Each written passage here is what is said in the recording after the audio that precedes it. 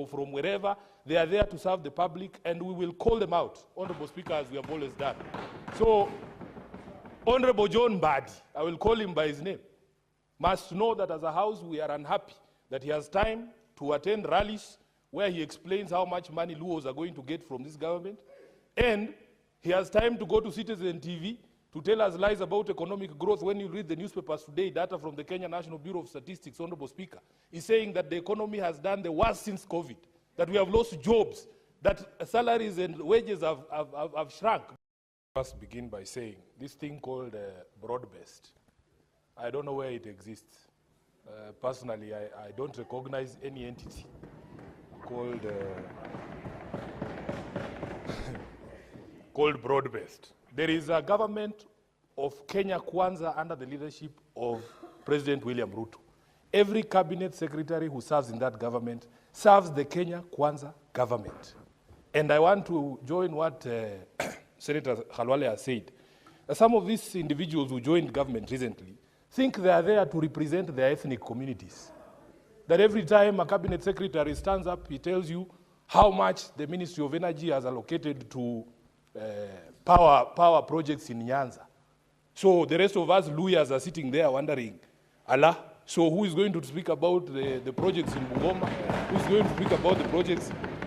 Honorable Speaker, I have said on this floor that as a Senate, as a Parliament, it is the responsibility of all of us, irrespective of our political parties, to oversight the national governments and the county governments. Honorable Speaker, if there is a problem with a CS, that CS must account to Parliament as an institution, not even to their political parties or this thing monster they are calling broad-based. It doesn't exist in my view. So, Honorable Speaker, yesterday I saw at night, just before the game between Inter Milan and Barcelona began, I saw the CS of Treasury on citizenTV. He has time to appear before citizenTV, but he has no time to appear before this House. I refused to watch that interview and switch to the football match because I was expecting him here. The conversations that are important to me from that CS are the ones that happen here. Speaker, we have said, when I used to be in the SBC, that the CSs must write in good time to tell the House that they will not be showing up. If a CS insists on writing on the day before, that is absolute contempt, and they must be called out. Honorable Khalwale, trust me, for as long as I remain the Senator of Nairobi, for as long as I remain a senator in this House, and the oath that I took there on the first day that I came to this House, there is not going to be a minister that we are going to, protect or babysit or cover up. It doesn't matter whether they come from ODM or from wherever. They are there to serve the public, and we will call them out, Honorable Speaker, as we have always done. So, Honorable John Mbadi, I will call him by his name, must know that as a House we are unhappy that he has time to attend rallies where he explains how much money Luos are going to get from this government, and he has time to go to citizenTV to tell us lies about economic growth. When you read the newspapers today, data from the Kenya National Bureau of Statistics, Honorable Speaker, is saying that the economy has done the worst since COVID, that we have lost jobs, that salaries and wages have shrunk because of the taxation that has been imposed by this government. Then you go on Citizen pontificating there about the work that you are doing. Honorable Speaker, we will call out these cabinet secretaries without fear. Mimi siogopi mutu. We will say these things publicly because that is what we swore to do. Honorable Speaker, that CS, in fact, you need to confirm to this House if since he was sworn in as CS, he has ever appeared here. I have never seen him here. I have never seen him here. Where? Yeah. So, Honorable Speaker, this is an issue that we as a leadership in the Senate have to call out, and we have to insist that we have to do our oversight as senators, regardless of whatever monster people think exists in this country called broad-based. Thank you, Honorable Speaker. Senator Mungatana. Yes, Mr. Speaker, when a minister doesn't turn up, it is fair for us to actually have access to that letter. I overheard a conversation that even the letter that was written was addressed to a committee. It was not supposed to be the plenary. So it seems like the minister is not even aware that he was supposed to be in plenary this morning, Mr. Speaker. Just for clarity, yes, Honorable Mungatana. Yes. The letter is addressed to the clerk. Yes. The reference is the 3 questions that are supposed to be responded to this question. So indeed, the CS was aware that was. Country has never had a cabinet secretary, has never had a cabinet minister since independence. So what do we do? What will happen to us, Mr. Speaker? Shame on these people, Mr. Speaker. Shame on them. Senator Fatuma Dulo.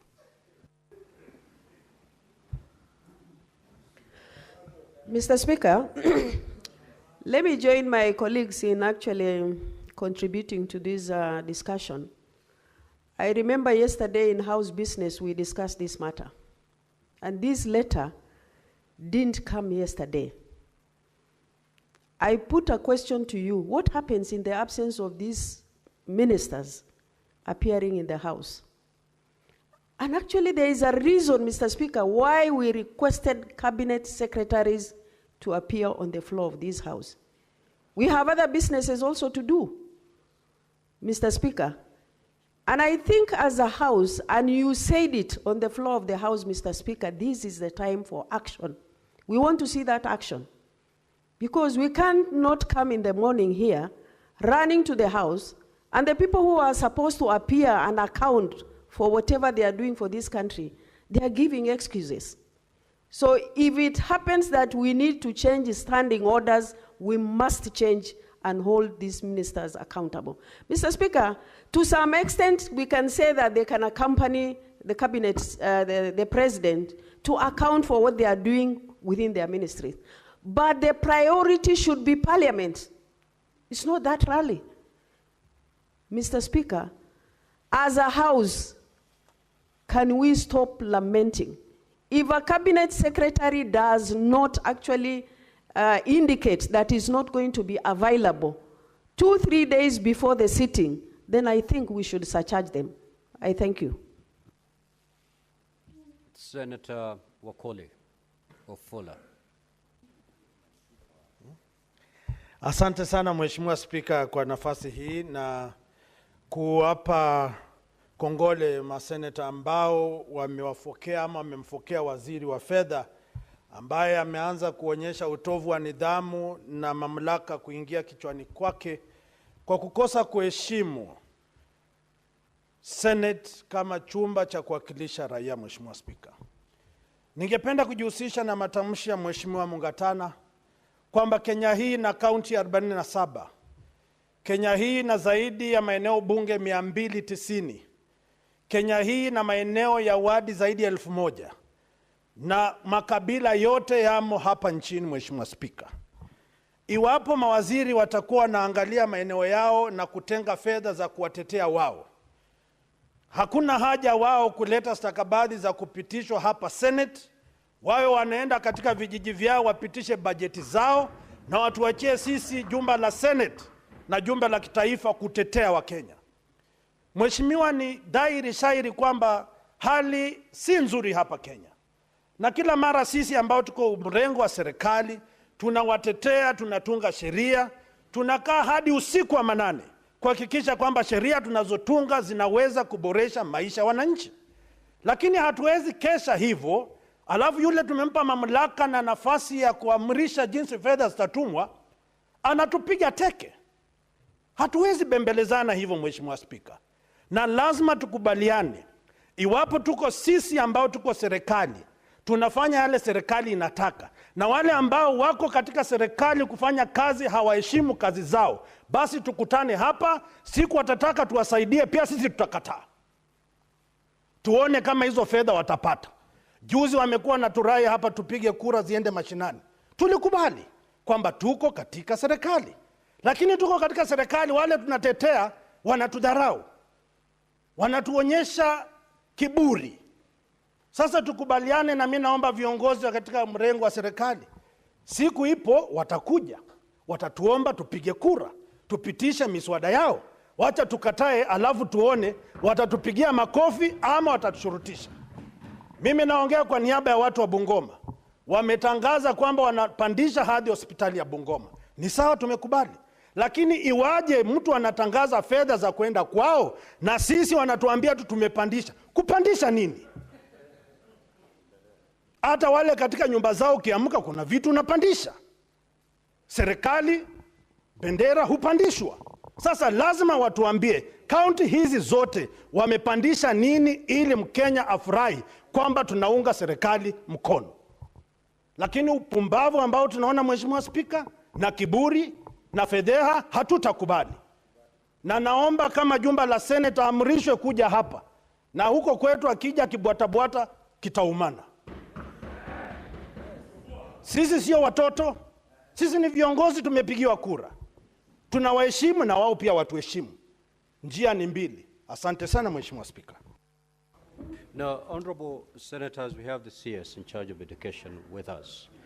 And he has about 7 questions to, we will be doing a lot of disservice if we eat into the time that the honorable CS would have used to respond to these questions.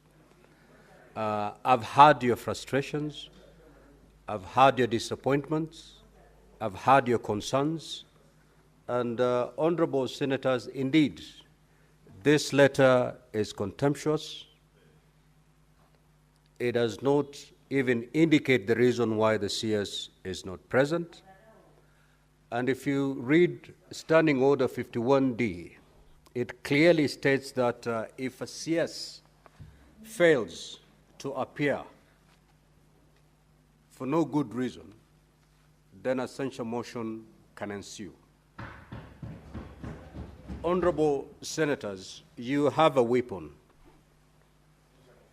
to handle such kind of CSs. The reason I've given a number of you to, ventilate your frustrations is so that a clear message is sent to the executive of the frustrations that this House goes through when it wants to handle the question time. You will agree with me that some times back we had to adjourn the question time because there was no CS present. A morning session was almost collapsing if we didn't have any other business that was indicated in the order paper. And therefore, honorable senators, we have, again, I say this, we have lamented for quite some time. Time has come for you, honorable senators, to invoke the provisions of Standing Order 51D and move a censure motion so that this Senate can regain its respect and CSs can acknowledge indeed that this is a house that speaks for and on behalf of the people. The questions that are supposed to be answered by the CS in charge of Treasury are questions that arise from concerns raised by Kenyans, not just you as senators. And therefore, any CS failing to appear for purposes of responding to these questions, basically he's failing Kenyans. Honorable senators, we have talked enough. We have lamented enough. We have vented our frustrations enough. It is time you invoke Standing Order 51D and move an official censure motion against some of these CSs so that we can see some seriousness going forward. Let us leave it there and allow the CS Education, who is in the House, to proceed and answer the questions that are before us. You will note that we have about 6 questions. So it will take quite some time before we discharge the CS. The more we vent our anger against the CS Treasury, the more we eat into the time that we would have otherwise allowed the CS Education to respond to these very many questions that has come to respond to. And therefore, honorable senators allow me to invite the CS Education for purposes of responding to the questions directed to his ministry. Clerk, can you confirm that the CS is in the House? Honorable CS, welcome to the Senate. You've had anger and frustrations, though not directed to you, but that is a warning that next you're invited here, please appear so that this anger is not directed to you. Beyond this anger, there's a deadly weapon that the honorable senators, when they elect to use it, may be detrimental to some careers of some of the CSs, because once you are censured, then that's a very big dent in your career. So I hope, Honorable CS, you will continue with the good work and you'll continue respecting this House as and when you're called upon to come and respond to these questions. We will start with question number 052. That is a question by the Honorable Senator Catherine Muma. Kindly, Honorable Senator, you may proceed to ask the question. Thank you, Honorable Speaker, for the opportunity to ask this question, and welcome to the Senate CS for Education. I have 3 questions. Question 1, do the national government and county governments engage in any intergovernmental collaboration to align the curriculum and training in the county-managed vocational training centers with the standards in the nationally managed technical and vocational education and training institutions? And if so, could the cabinet explain the outcomes of the engagements in the respective counties? 2, could the cabinet secretary also outline steps being taken to encourage private investment in infrastructural development around VTCs and TVET institutions and universities to address the acute shortage of student accommodation facilities around these institutions? And C, could the national government consider advancing conditional grants to county governments to support urban planning and development of basic infrastructure such as water supply and sewage systems in areas around tertiary institutions to further attract private investments? Speaker, please allow me to indulge me for 2 minutes just to explain that bit. The reason I was asking this question is because it is now clear that when you set up universities and national institutions, they trigger peri-urban growth. I was a chair of Sigalagala National Polytechnic, and when I was the first chair when it was formed as National Polytechnic, and it rose from a learners population of 2,900 to 13,500 by the time I left. And anybody passing Sigalagala can see it has so much population, but there was no intergovernmental conversation around growing Sigalagala as a peri-urban area. So if we operationalized intergovernmental conversations, then the national government, as they declare national polytechnics and universities, would be compelled to also give conditional grants to develop the relevant peri-urban infrastructure to support those learning facilities. This is the context of that question. Thank you, Mr. Speaker. Honorable CS, you may now proceed to respond.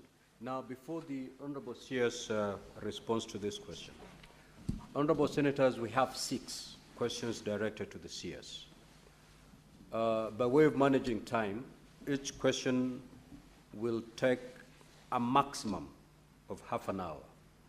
The question by Senator Muma was raised at 10 a.m., and the most we can stretch it is up to 10:30. Thereafter, we'll move to the next, so that at least by 1, we'll have handled all the 6 questions. You may proceed, Honorable CS, to respond. Thank you, Mr. Speaker, and thank you, honorable members, for the invitation. And the message I've received here is well taken, and will ensure that when called upon, we will attend the Senate and respond to the questions as best as we can. Having said that, Honorable Speaker, in response to question 052, Part A, Mr. Speaker, the mandate of the national government in education and training is set out in the 4th schedule of the Constitution. The mandate of the national government is education policy, standards, curricular examinations, and the granting of university charters and other policies. The national government also has the responsibility over tertiary educational institutions and other institutions of research and higher learning, and primary schools, special education institutions, secondary schools, and special education institutions as well that I've indicated. The mandate of the county government, Mr. Speaker, on the other hand, is on the pre-primary education, village polytechnics, home craft centers, and child care facilities. In the national government, Mr. Speaker, the Ministry of Education, through the State Department for Technical, Vocational Education and Training, is responsible for education and training policies on examinations, assessments, and certification, including quality assurance in TVETs. The uniform implementation of these policies among the counties is key in achieving standardization of the quality of qualifications achieved by our learners. The overall framework, Mr. Speaker, for intergovernmental relations is in the Intergovernmental Relations Act 2012. The Act provides a framework for consultation and cooperation between the national and county governments amongst county governments. The State Department for Technical, Vocational Education and Training works with the Intergovernmental Relations Technical Committee and county governments and the Council of Governors to coordinate vocational education and training. This collaboration has been in the areas of policy development, legislation, norms and standards, and the implementation of the devolved functions. It's critical to note, Mr. Speaker, that for purposes of this coordination, the State Department for TVET has full-fledged directorate known as the Directorate of Vocational Education and Training, whose primary mandate is to provide the linkage and coordination with the county governments in the areas of policy coordination.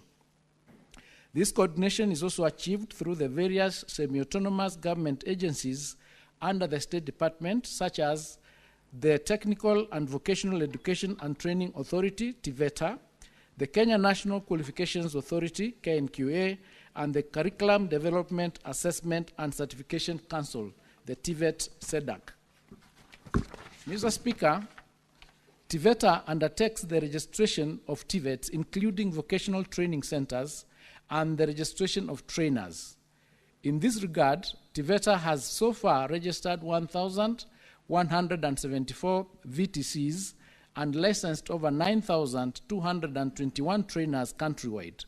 The TVETA board has also has a co-opted representative of the Council of Governors to articulate the matters of vocational training in counties. Mr. Speaker, KNQA is established under the Kenya National Qualifications Framework Act 2014. The Act mandates KNQA to coordinate the development of policies on national qualifications. In developing policies, KNQA sets out the specific roles and coordination mechanisms for each agency. These include the roles of the qualifications awarding institutions, regulators, assessment and examination bodies, institutions that perform placement and admission of trainees and curriculum developers. TVET-SEDAC, on the other hand, actively collaborates with various stakeholders, including county governments, industry players, and regulatory bodies in the rollout of the competency-based education and training.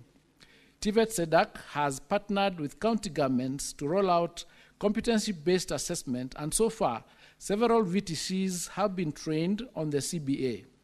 The VTCs accredited by TVETA to offer CBET course have been trained and capacity built to implement Level 3 and Level 4 CBET curriculum in these institutions. Mr. Speaker, trainers from the VTCs offering CBET have additionally been engaged by TVET SEDAC as contracted professionals in the Level 3 and Level 4 courses. As assessors, the persons who develop and validate assessment tools, and also as examiners, these are the people who are engaged to mark national examinations. The same are engaged as supervisors, invigilators, and monitoring officers to oversee the conduct of summative assessments. TVET SEDAC works closely with VTCs offering CBET assessments in their termly assessment series, which are 3 in a year. That's March, April, July, August, and November, December.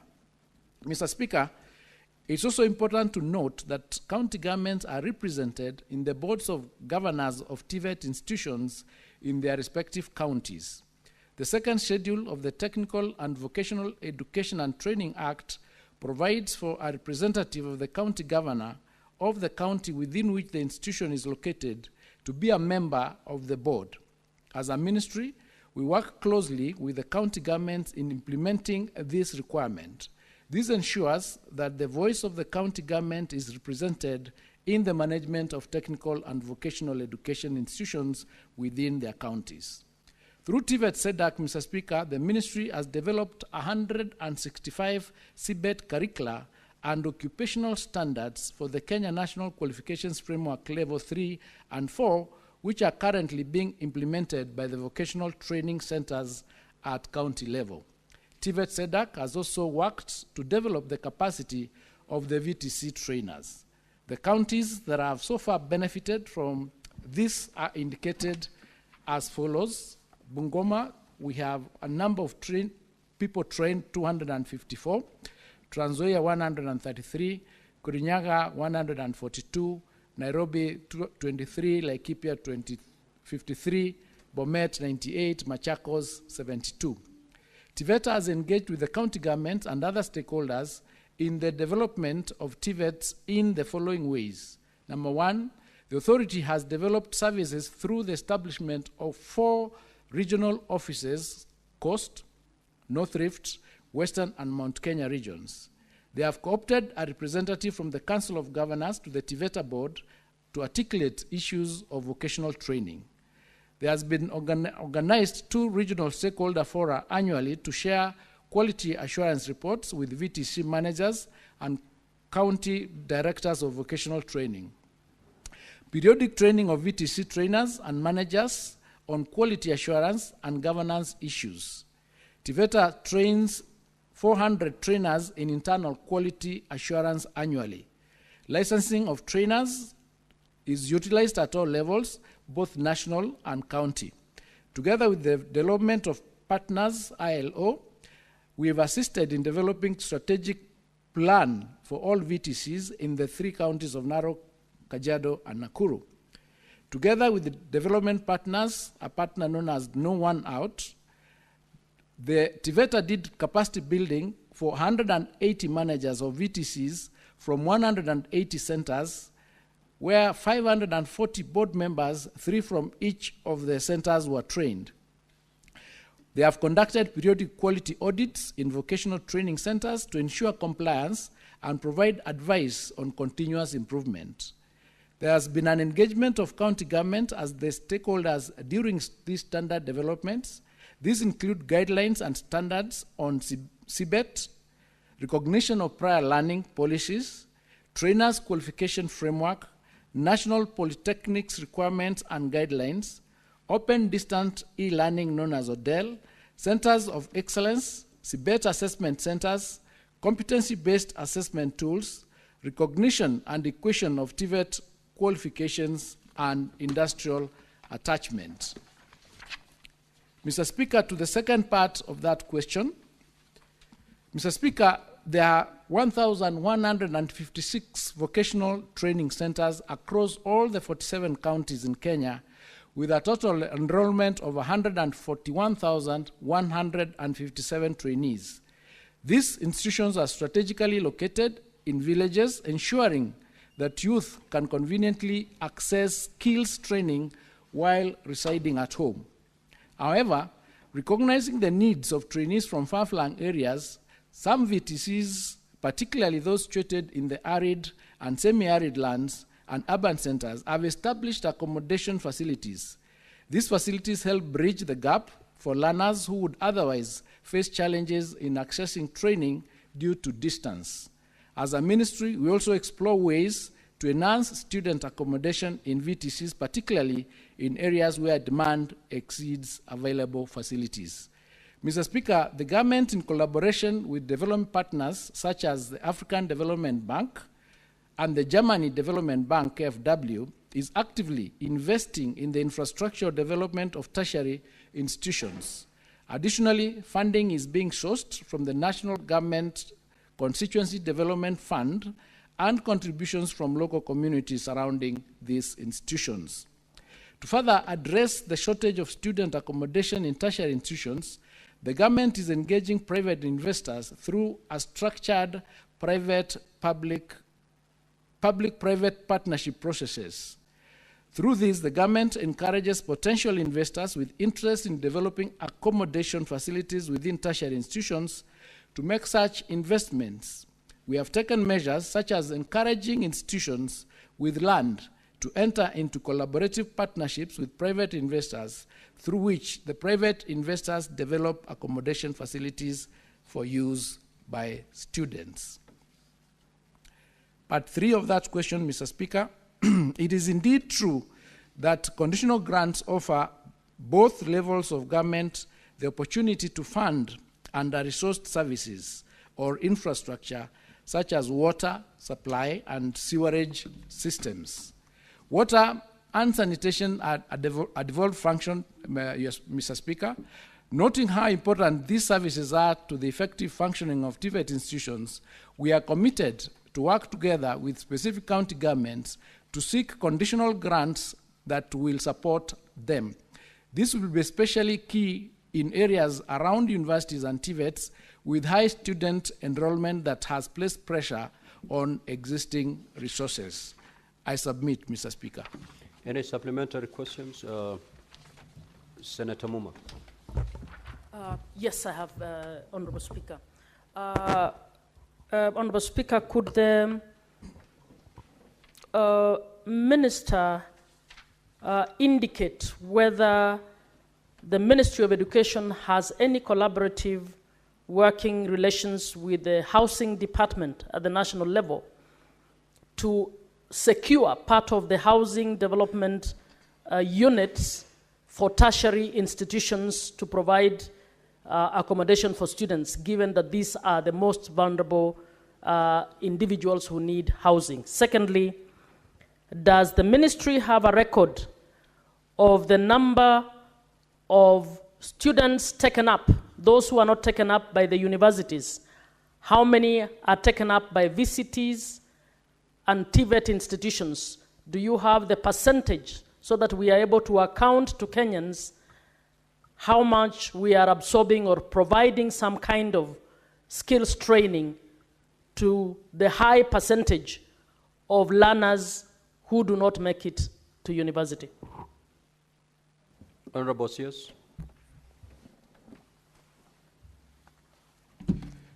Thank you, Mr. Speaker. I can confirm that we have collaborative working agreement with the national government through the Ministry of Housing to provide accommodation to tertiary institutions using the housing levy through the affordable housing program. Indeed, this last month, there has been an advertisement of a number of housing accommodation units to our tertiary and VTCs. I don't have the exact number here, but we are working with them, and we've agreed on the part of housing that they'll assist in providing hostels from that fund to our institutions, including universities and also tertiary institutions, including TVETs. This is because it will help increase the number of the enrollment we get in those institutions, because accommodation is very, very crucial. In terms of the university, the number of students that we are putting through TVETs, I'll just use the example of last year, the last year's KCSE examinations.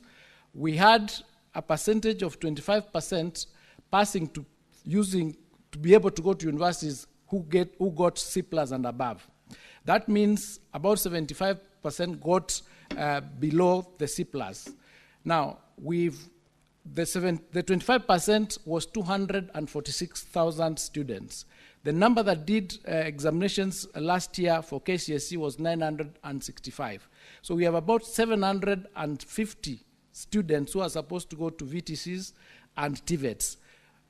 When we opened the portal for TVETs, 8,000 of the students who qualified to go to universities actually elected to go to TVETs. I do not have the actual breakdown of the numbers that have been enrolled to TVETs this year, but I can have that done and will provide it in writing so that I don't give a figure that is incorrect. But we are doing something about it. Senator Muma, you've had your opportunity. Allow other senators to ask any other supplementary questions. Senator Boni.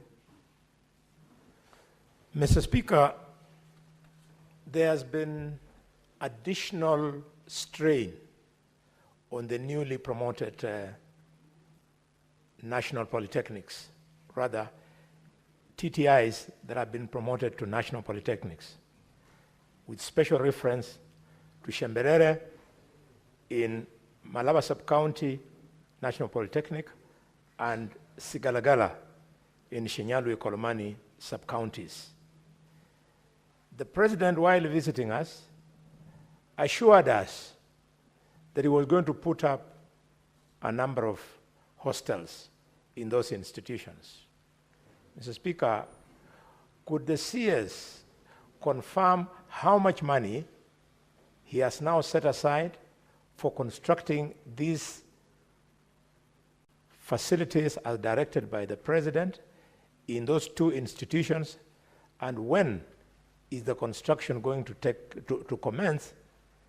And could you reassure our students that the other areas of need, like lack of where the children can play, you go to Shemberere, we have thousands of children, they just walk up and side the road, up and down, they have nowhere to play. Same to Shikalagala, they end up going to Hayeka Market and Gambia Mwanza to take alcohol in the afternoon instead of being involved in sports. How much investment are you putting in expanding sporting areas of those two institutions? Thank you, Mr. Speaker, sir. Honorable CS, you've noted down those questions. You'll take more, then you can respond at a go. Senator Agnes Mudama.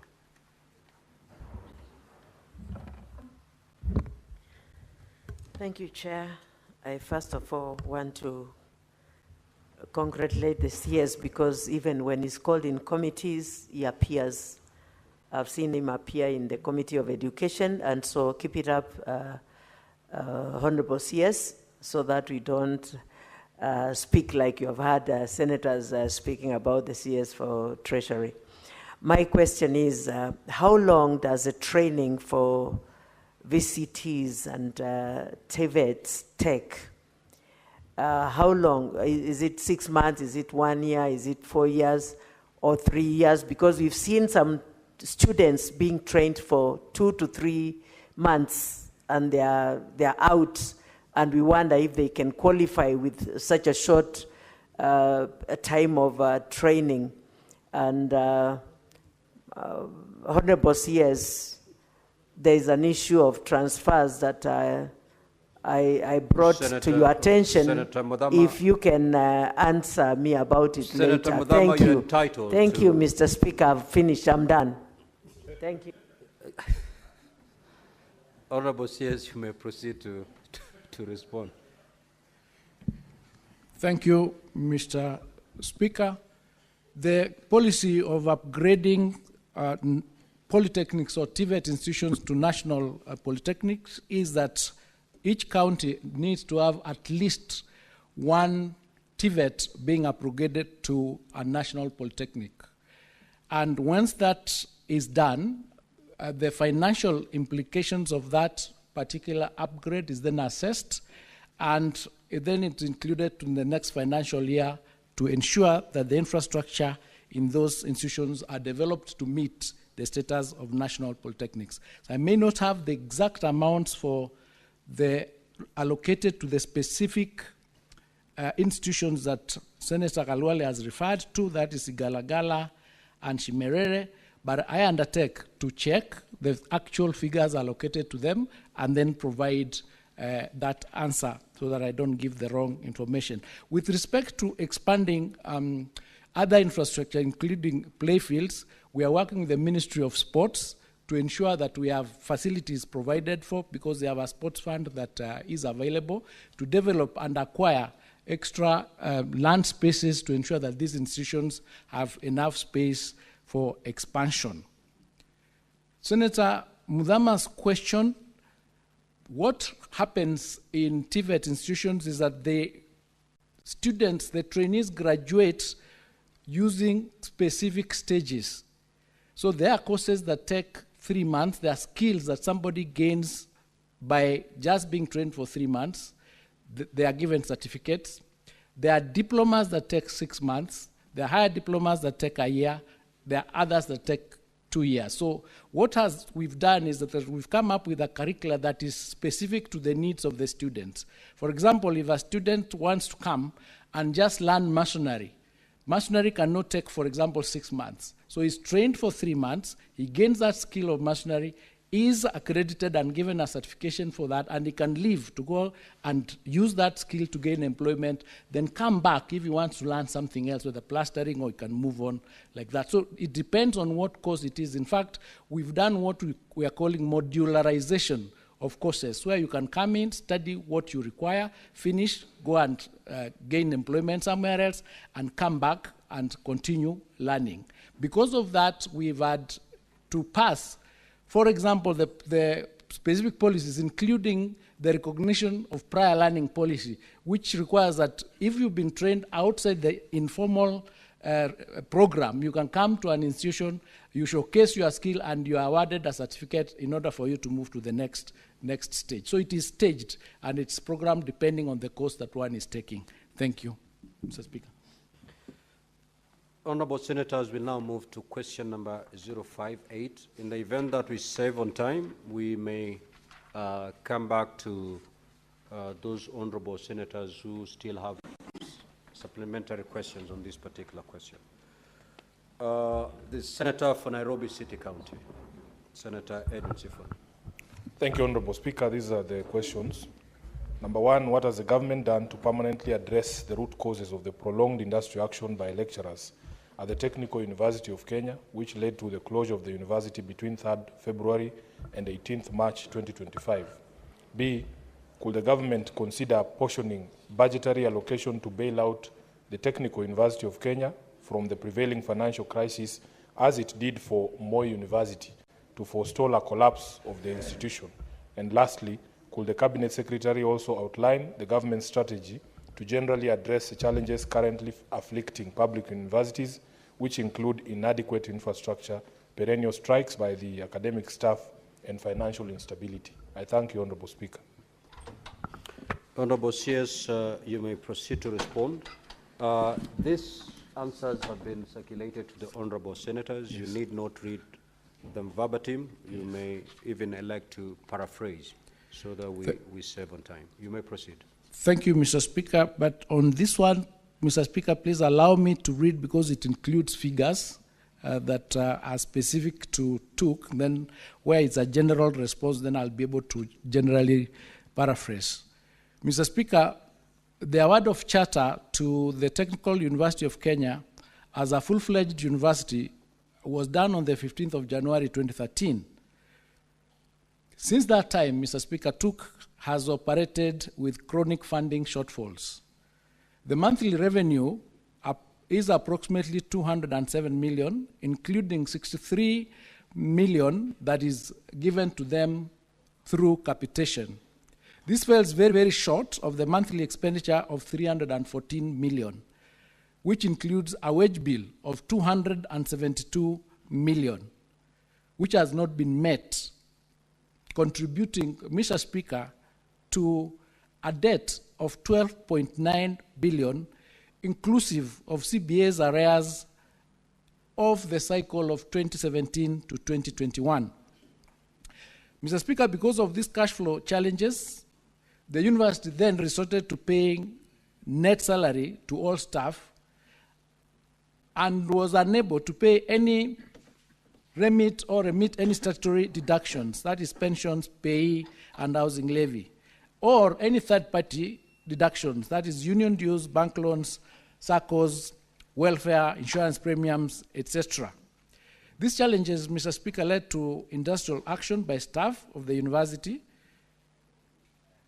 as indicated in the question. Mr. Speaker, there is a table that we've annexed there, table 2, that shows the particularization of the debt, including what is due to contractors, what is pending to pension, which is 4.3 billion, third-party funds, statutory deductions, banks, SACCOs, insurance, CBA arrears, staff claim, all totaling to 2.9 billion. To overcome these challenges, Mr. Speaker, the Ministry of Education, in conjunction with TUK, came up with a recovery plan, which included the following measures. There was an agreement that the government will give a direct support of 145 million for the period of January 2025 through to 30th of June 2025 to ensure that staff salaries are paid in gross and on time. We also agreed to offer conditional grants and enhanced capitation. The Ministry of Education will continue to channel conditional grants to bridge the budget gap with phased allocations over the next financial years from 2025-26 to 2031-2032 to cover gross salaries and enable the timely remittance of the statutory deductions. We came up with a structured plan of sorting out that debt. TUK has also put in place a recovery strategy anchored on 3 areas. They are going to increase student enrollment. They are going to implement cost-cutting measures, including staff right-sizing, and also organizational restructure and revenue enhancement, as indicated. Table 3 there, Mr. Speaker, indicates the pending bills payment plan that runs from 2025 all the way to 2031. Regarding the retirement benefits and the remittance of statutory and third-party deductions, TUK has undertaken to do the following. The TUK Staff Retirement Benefit Scheme, originally established in 2009 and registered on the 12th of November 2013, was wound up by court on the 5th of July 2024. In the aftermath, TUK has engaged the Retirement Benefits Authority, the unions, that is WASU, KUSU, and KUDEA, and the receiver manager, liquidator, with a key meeting held on 30th of January 2025 and a follow-up schedule for 21st of May 2025 on the liquidation process. TUK has also undertaken to provide funds over the financial years 25-26 all the way to 2030 to settle outstanding liabilities of the wound-up TUK Staff Retirement Benefit Scheme in line with the overall recovery strategy. TUK has also requested the Retirement Benefits Authority to give the university authority to establish a new retirement benefit scheme since the old one was wound up. That would enable to ensure that the future financial deductions have a place to be utilized and for members who retire to get their benefits. Mr. Speaker, to the second part of that question, the government is committed to bailing out the Technical University of Kenya from the financial crisis, which, as I've indicated, started from day one. The government is committed to provide a net payroll support of 145 million, as I've indicated, for the period of January 2025 to 30th of June 2025. Thereafter, the support will be anchored in the budget of 2025-26 all the way to 2031-32. This will cover gross salaries and enable the timely remittance of statutory deductions. Part 3 of that question, Mr. Speaker, the university subsector, as we all know, has faced various challenges in recent times, largely occasioned by financial difficulties, leading them to be, a number of them being declared technically insolvent. Indeed, as you'd recall, the university's Academic Staff Union and the Kenya University Staff Union, KUSU, issued strike notices in September and wanted to proceed to actual strike in October. The main issues that were raised were non-implementation of their 2017-2021 collective bargaining agreements and the delay in the conclusion of the 2021-2025 CBA. Key issues included the demand for basic salary increment by between 7% to 14%, the harmonization of allowances across universities, and the provision of car and mortgage scheme loans. Following negotiations, Mr. Speaker, the parties under the leadership of the Ministry of Education came up with a return-to-work formula, which was signed on the 26th of September 2024. The key terms and provisions of the return-to-work formula, Mr. Speaker, include the following: the salary adjustments, the last 2 years of the CBA, the 2021-25 CBA cycle, effective 1st of July 2023 to 30th of June 2025. It was agreed that for grades 13, 14, and 15, a 7% increment, salary increment. For grade 10, 11, and 12, a 10% salary increment. We also agreed on an annual automatic 4% increment. We agreed that the revised salaries would be effective October 2024. Retirement age was also sorted out. Transition provisions were provided to ensure that there is a smooth transition with the higher retirement ages until the expiry of the existing contracts. Harmonization of allowances was also undertaken beginning October 2024, which resolved the issues that were raised relating to different allowances being given by different universities. Budget enhancement, we gave commitments to address budgetary allocations for staffing promotions and related priorities. The Interpublic Universities Council, that is IPUCCF and WASU, were required to convene, and they did that convening, and they have undertaken the process of implementing the return-to-work formula. Mr. Speaker, in line with the return-to-work formula, the technical team composed of IPUCCF representatives and the 3 unions convened and worked out the figures that were required, and they came up with a figure of 9.7 billion. And then this figure was agreed to be spread out for the years 2024-25, 25-26, and 26-27 in order to ensure that they are taken care of, and therefore it led to a signing of a CBA on the 23rd of November 2024. The payments, Mr. Speaker, for 2021-25 commenced in December 2024 within the effective implementation date, with the effective implementation date being 1st of October, and we have adhered to it so far. To avert a recurrence of industrial disputes in the university subsector, Mr. Speaker, the government has committed to ensuring that negotiations for future CBAs commence at the start of each cycle to allow proper planning and budgeting. Since the implementation of CBAs is resource sensitive, we are also creating a legal and policy framework to ensure that our public universities are financially sustainable. Part of these include the introduction of the student-centered funding model, which replaced the DUC, under which universities were seriously underfunded. The ongoing law reform process is also geared towards ensuring that the governance frameworks in our public universities are effective, efficient, transparent, and accountable and account to prudent use of university resources. We have also instructed our public universities to address staff issues as and when they arise, instead of overlooking them until they assume crisis proportions. Overall, Mr. Speaker, the measures to improve governance and sustainable financing at our public universities will also support the enhancement of infrastructure in our public universities. We have also encouraged our universities to work on alternative resource mobilization initiatives in order to minimize reliance on exchequer. I submit, Mr. Speaker. Honorable Senator from Nairobi County, do you have any supplementary questions?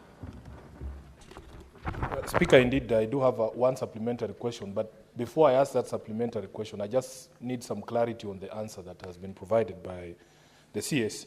Honorable CS, you have said that you are supplying a net payroll support of 145 million, knowing that the monthly wage bill for the institution is 272 million per month. Can you clarify to me whether this 145 that you say is for the period January 2025 to 30th June 2025 is a monthly support of 145, or the 145 is for those 3 months, which would be a drop in the ocean when you compare with the monthly wage bill?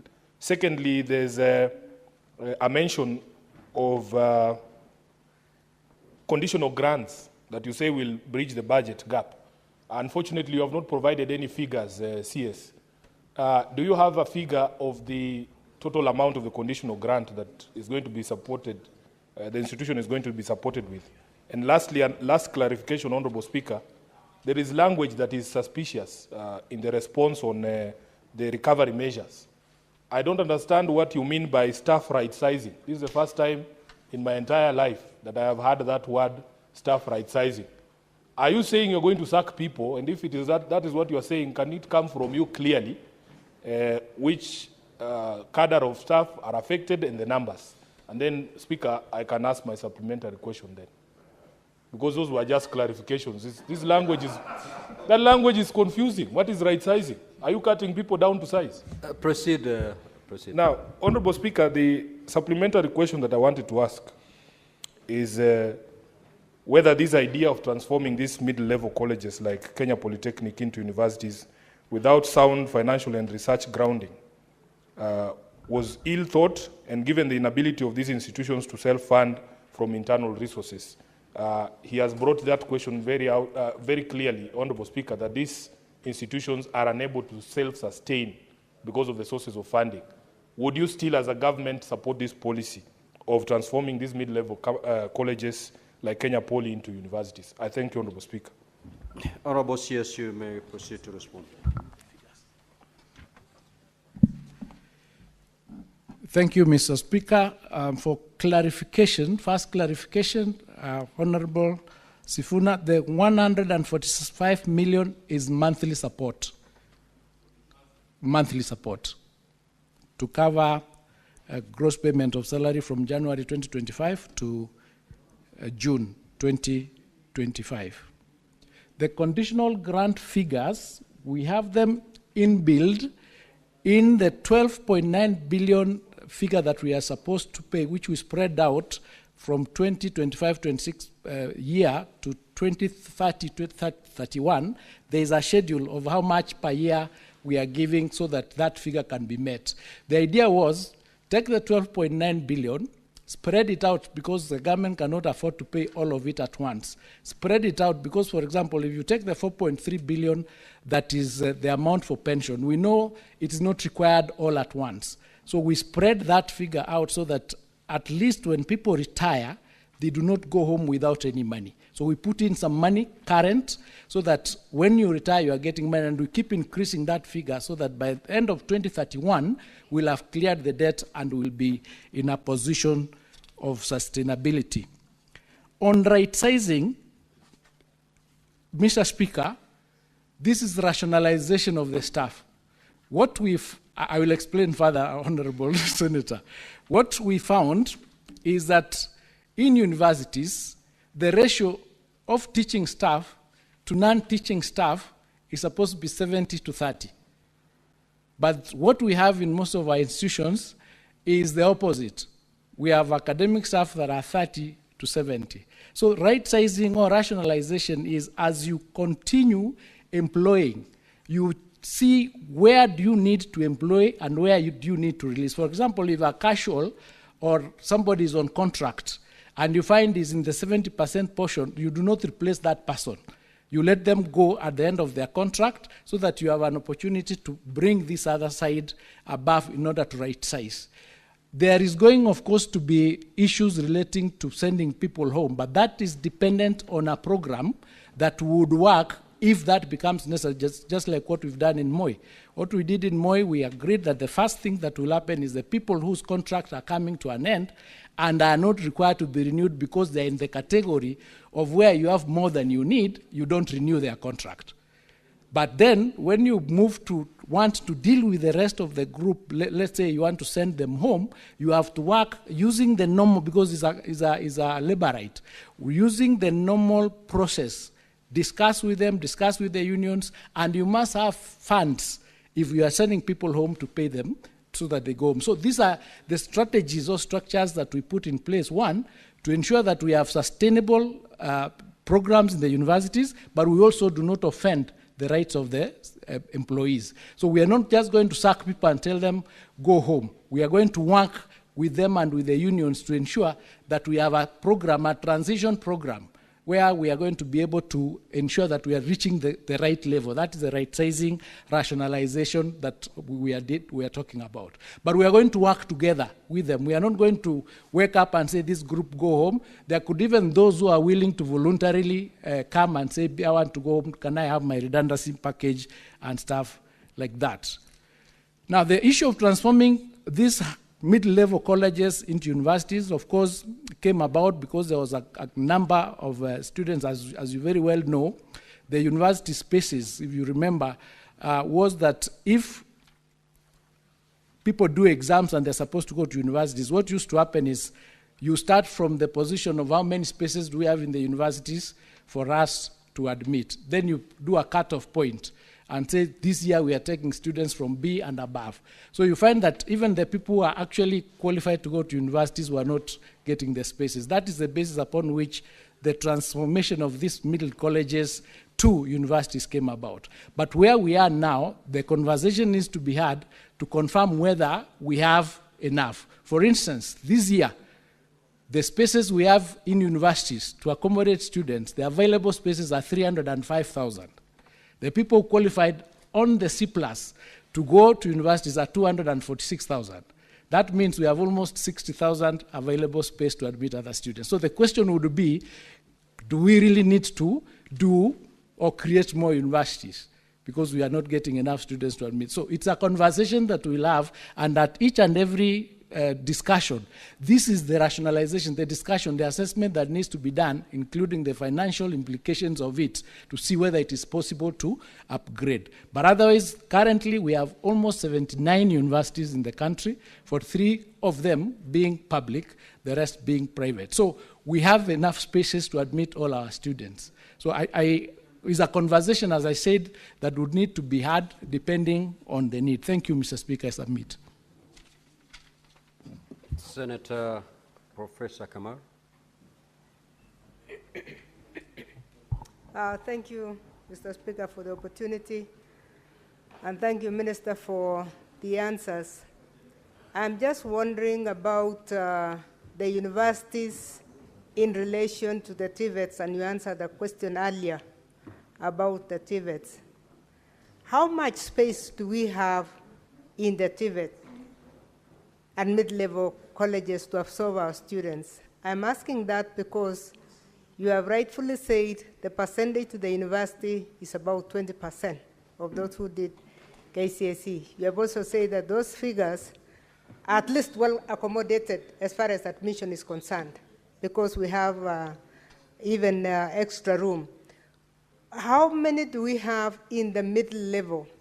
This percentage that qualifies to go to college, what capacity do we have for them? That's for the mid-level, before we even talk of VCTs. I know since you are a minister of both basic and higher education, we also have students who were offloaded in class 8, who couldn't go to secondary school because the spaces in secondary school were less than the spaces, the output that came out of of primary schools. What plans does the ministry have to make sure that we don't offload our children actually to the streets? Because they are either somewhere or they are nowhere, and we will find them out there in the streets. Thank you, Mr. Speaker. Honorable Sears, just note down the question. Senator Eddy. Thank you, Mr. Speaker, and thank you, CS, for coming to answer these questions. Honorable Speaker, my supplementary question is on question number 58C, that the Senator of Nairobi had sought to understand the government strategy on generally addressing the issues and the challenges currently affecting public universities, particularly by perennial strikes by academic staff. My question to the CS is, Bona CS, is there a specific remedy or a variety of remedies that you have put in place to deal with the disadvantage that students get with these strikes, and particularly where sometimes they're not concerned? A particular case in example is the rampant cases of late or delayed schooling. For instance, when there is a delayed element of or changes in calendars, where you find that a student is supposed to even graduate in a year's time, there is delayed calendars to the extent that they end up graduating in 2 years or 3 years. This is becoming a very serious issue in public universities, Honorable Speaker, that I think that it's an issue that needs to be dealt with for once and for all. So is there specific remedies that the ministry is putting in place to make sure that those disadvantaged students are also catered for in the middle of these perennial strikes? I thank you, Mr. Speaker. Senator Mariam.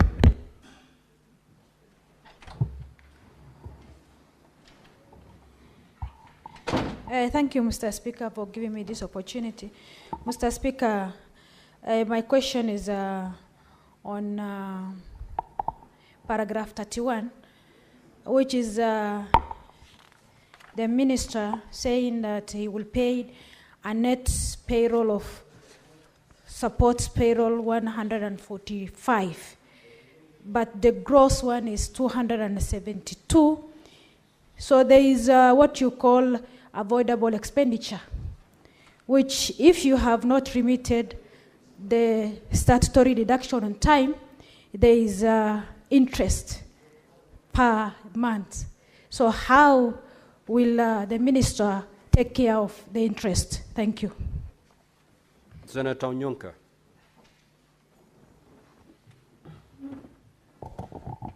Mr. Speaker, thank you for giving me the opportunity to raise a supplementary question to the CS.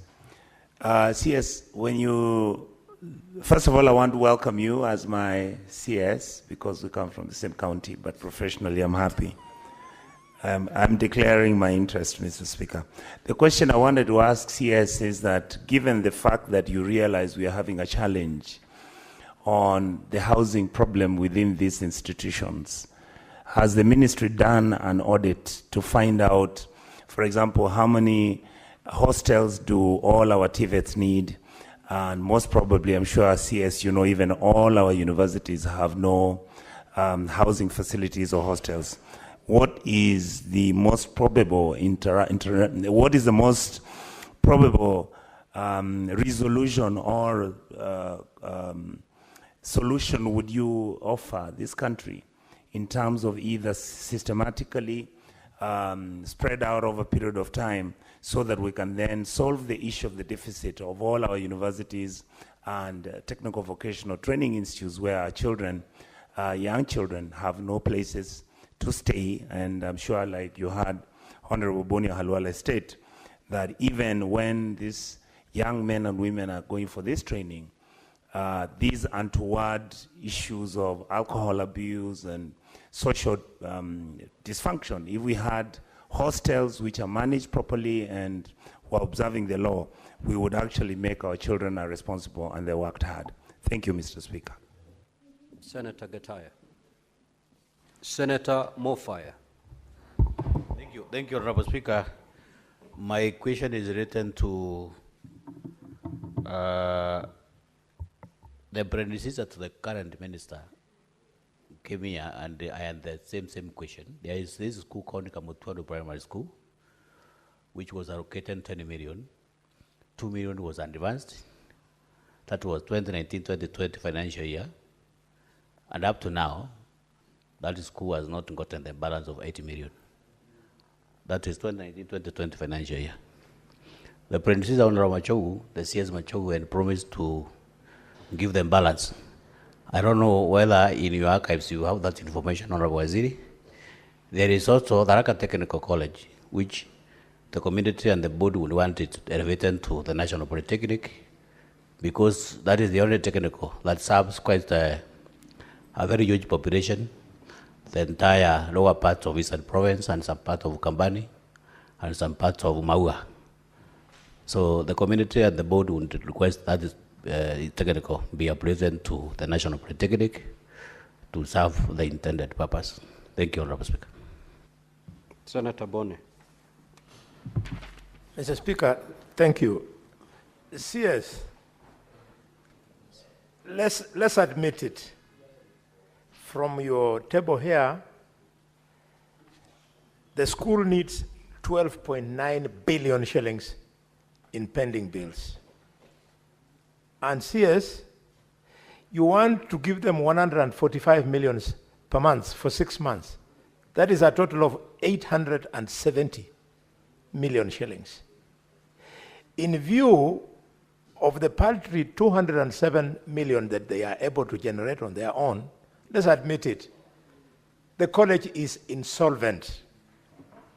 Can you make an undertaking, Minister, because you can't do it now, that a few weeks or months from now, you will present to the public a comprehensive strategy of how you want to rid this problem of insolvency at the Technical University College.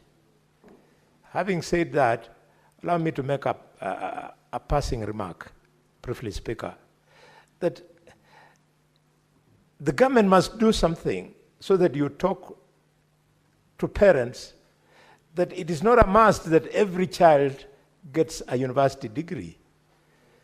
The courses that were being offered by the Kenya Polytechnic that was converted were equally competitive in the job market. Thank you, Mr. Speaker. Honorable CS, you may now proceed to respond.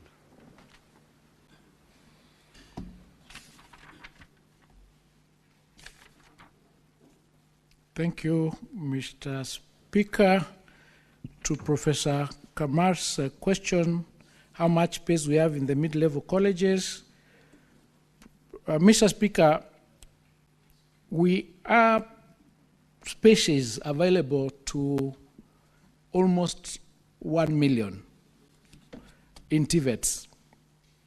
This is because of the structure of the programs that are offered. As I indicated, we have modularized those programs, and so students can come in and out. And remember, when TVETs were formed, they were supposed to absorb the students who are not going to universities.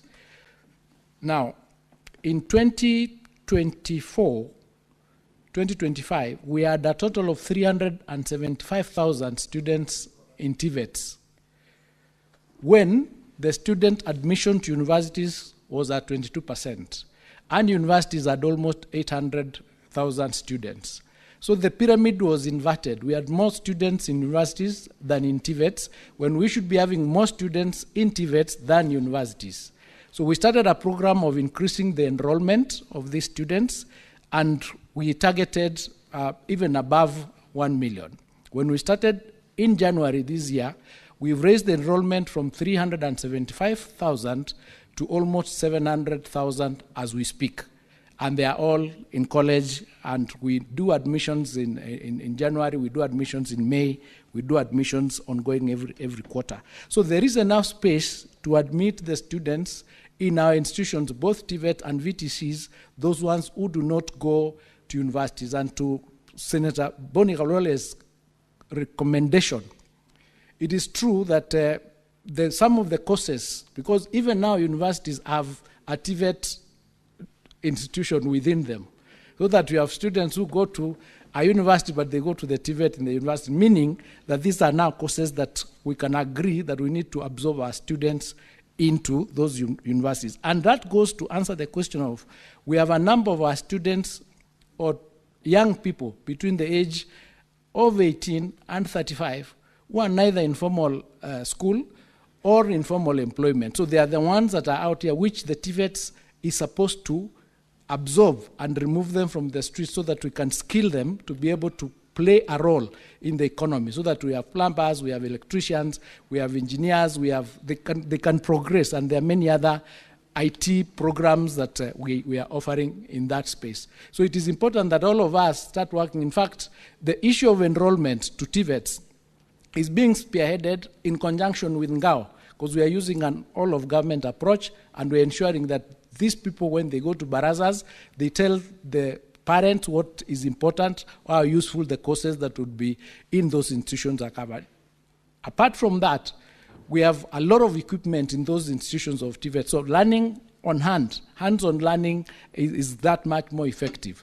And recently we passed a policy called dual training policy, where our students would be taught in institutions for 50% of the time, and the other 50% they go to industry. And we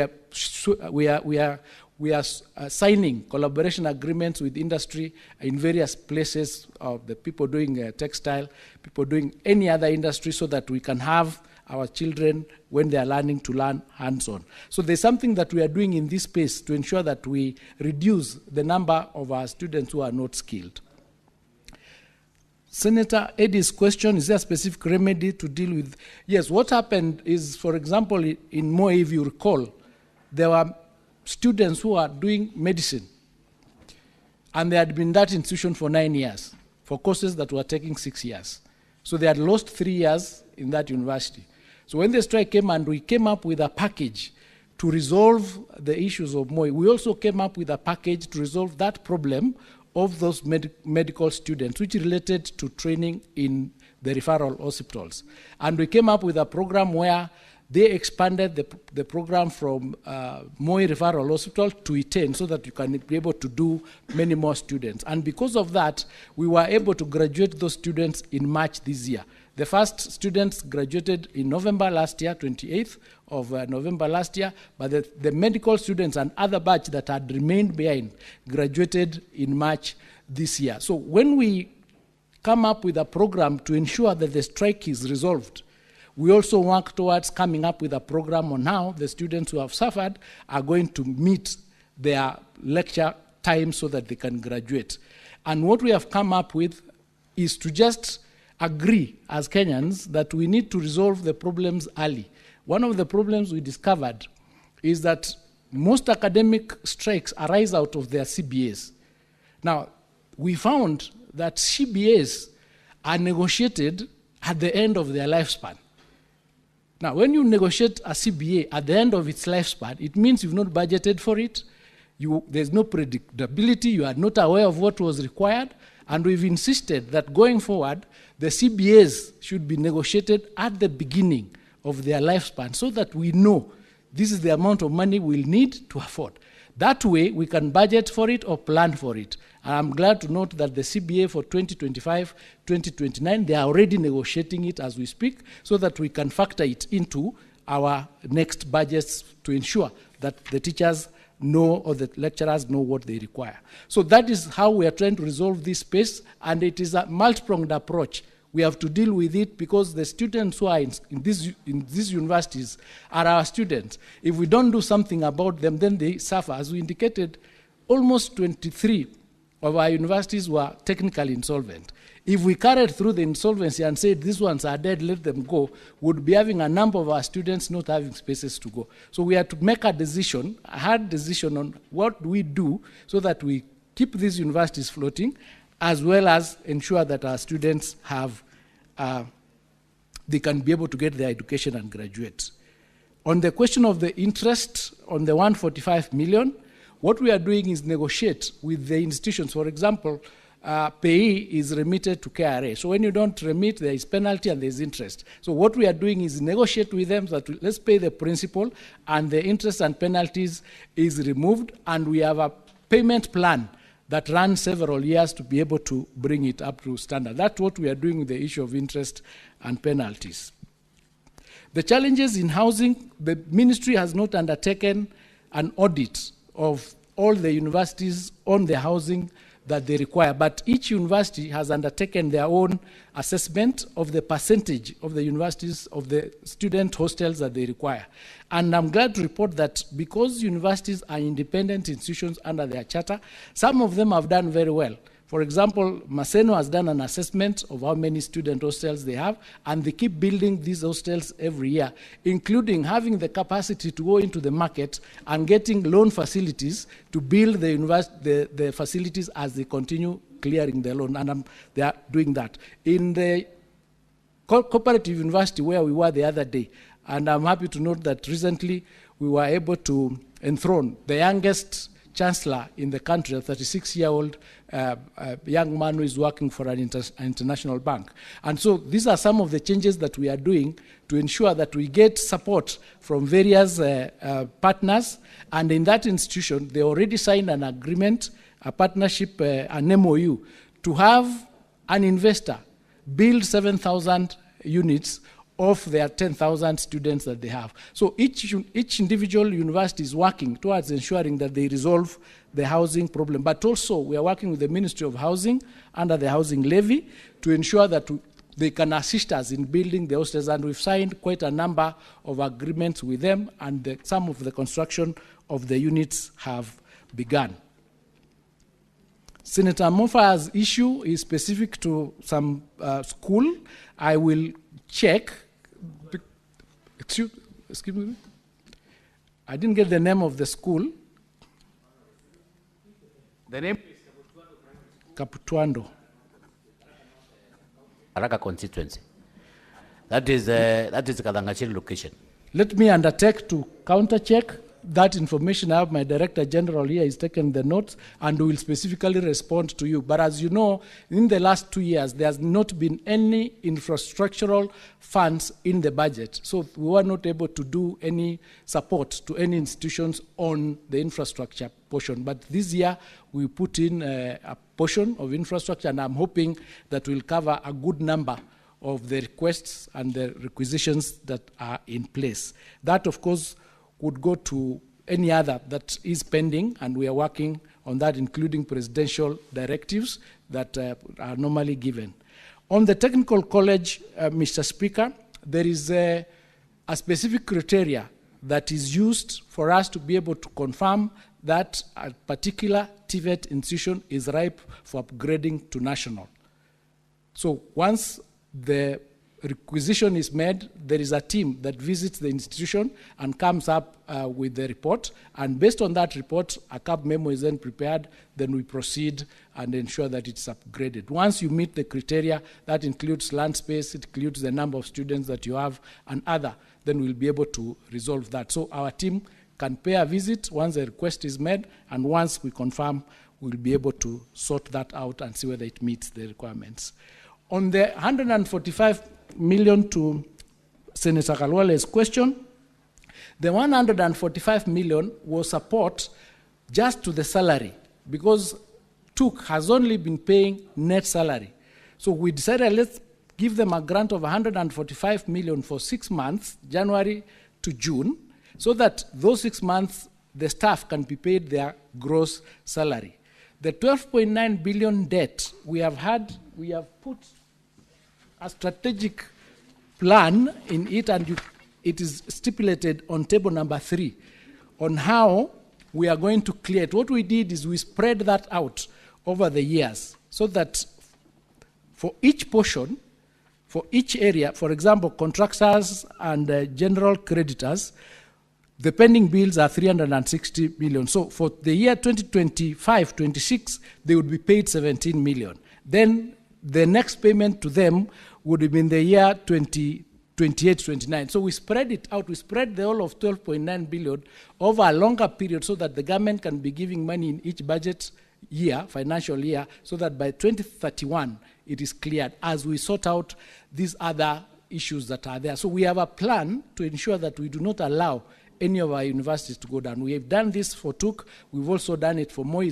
Same thing. Moi goes all the way to 2028. And that is how we are resolving this particular problem. But over and above that, we are also resolving governance issues, which we discovered is one of the biggest threats to our universities, and also issues relating to them, the universities, not doing enough in research and their niche, so that they can be able to generate more in their A, so that we are able to support our budget in those institutions. Thank you. I submit, Mr. Speaker. We'll now proceed to question number 060 by the Honorable Senator George Mbugua. Thank you, Mr. Speaker. And I rise to ask question number 60, Part A. Could the Cabinet Secretary provide data on the enrollment of children with hearing impairment in pre-primary and in grades 1, 2, and 3 of lower primary across special schools, integrated special units, and regular mainstream schools from 2022 to date? And B, could the Cabinet Secretary provide an overview of the government's policy on integration of learners with hearing impairment in pre-primary and lower primary education, including details on the measures in place to ensure that the learners receive adequate support and consideration in the mainstream education setting? And C, what is the Ministry's position on the placement of these learners in pre-primary and lower primary boarding schools? And could the Cabinet Secretary outline any specific guidelines or recommendations from the Ministry addressing the matter? And lastly, what provisions and resources does the government provide to support the education of these learners in pre-primary and lower primary without necessitating their placement in boarding schools? And could the Cabinet Secretary also state the actions being taken to assure parents that boarding schools are not the only viable option for these learners? Thank you, Mr. Speaker. Honorable CS, you may now proceed to respond. Mr. Speaker, to Part A of that question, the enrollment of learners with hearing impairment in grades 1, 2, and 3 of lower primary across special schools, integrated special units, and regular mainstream schools from 2022 to date is as follows. 2022-2023, we had 13,099 students. 2023-2024, we had 19,199, and 24-25, we had 11,399. This is the data, Mr. Speaker, that is available on the National Education Management Information System. On data on learners in pre-primary institutions, we are now working with the Council of Governors to collect data on learners in pre-primary institutions which are under the county governments. This data will then be populated on the National Education Management Information System. The main policy, Mr. Speaker, that's question number 2, on special needs education in Kenya is in the sector policy for learners and trainees with disability 2018. This policy document provides a key provision of the Constitution under Article 53(1)(b) of the Constitution that provides that every child has a right to free and compulsory basic education. Article 54(1)(b) of the Constitution says that a person with any disability is entitled to access educational institutions and facilities for persons with disabilities that are integrated into society to the extent compatible with the interests of that person. The essence of the policy, Mr. Speaker, is that learners with disabilities, including those with hearing impairment, are only integrated in regular schools if there is adequate support and an accessible environment that will enable their learning. The ministry provides top-up capitation to learners in special needs education institutions. At the primary school level, Mr. Speaker, the approval rate of capitation is 1,420 per learner per year. Learners with special needs, however, receive a top-up of 2,300 per learner per year. Those in boarding schools are allocated 11,000 per learner per year to subsidize for boarding costs. At the secondary school level, Mr. Speaker, the approval rate of capitation is 22,244 per learner, with a top-up of 35,730 per learner for schools with special needs. The top-up grants, Mr. Speaker, are meant to support the provision of specialized learning materials, assistive devices and technologies, and including personnel emoluments for non-teaching staff and food subsidy for the learners mainly in the special needs education boarding schools. The ministry also implements both age-based and stage-based curriculum to support learners with special needs. Age-based curriculum applies to learners who proceed to the next level depending on their age. Those with severe disabilities proceed to the stage-based curriculum. They only proceed to the next stage after they master certain skills and capacities. These stages are foundational, intermediate, and pre-vocational and vocational stages, Mr. Speaker. Question number 3. Mr. Speaker, the sector policy of learners and trainees with disabilities 2018 provides for disability inclusive education, meaning that a learner can be placed in any school of choice as long as the school has a requisite support system that will enable the learner to access education. Placement options available for learners include special schools, integrated schools, and regular schools with special units. For lower primary boarding schools, assessment of learners is done by education assessment and resource centers to determine the type of disability, after which placement is done accordingly. The assessment report, Mr. Speaker, informs the kind of intervention and support required by the learner. And lastly, Mr. Speaker, after assessment and placement of learners, the government provides the following to learners in primary schools. At the primary school level, the approval rate of capitation, as I indicated, is 1420 with a top-up of 2300. Boarding schools is 11,000. And after assessment and determination of the type of need, the SNE learner, the ministry, through Kenya Institute of Special Education, provides assistive devices like hearing aids, among others. I submit, Mr. Speaker. Senator Mbugo. Thank you, Mr. Speaker. On my supplementary question, CS, I would want you to tell this House what measures have been put in place to ensure inclusive infrastructure in this school. And 2, I would want you to explain to us why there is a substantial decline in enrollment from 2023 to 2024 and 2024 to 2025. Thank you. Honorable CS, you may proceed to respond. Thank you, Mr. Speaker. The ministry is working to ensure that under the competency-based education, enough infrastructure is provided for in the schools so that we can have the students with special needs integrated. Up to this time, Mr. Speaker, the students would go to the schools that had the facilities to support them, depending on the severity of the disability. Where the disability was in such a manner that they could not be supported in particular institutions, then they went to the special schools that are provided.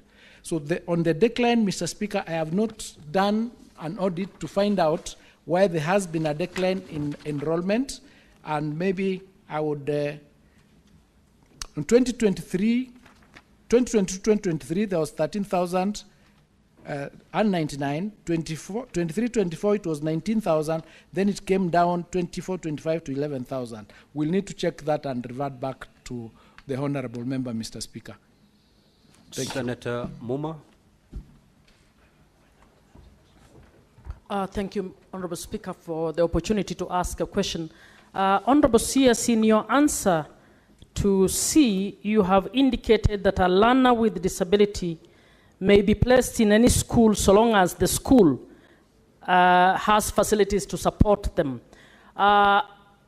In my view, that is the wrong notion. Actually, under the Convention on the Rights of Persons with Disability, which now forms part of the laws of Kenya, every school is supposed to be facilitated by government to integrate learners with disability, which means that a student within a particular region or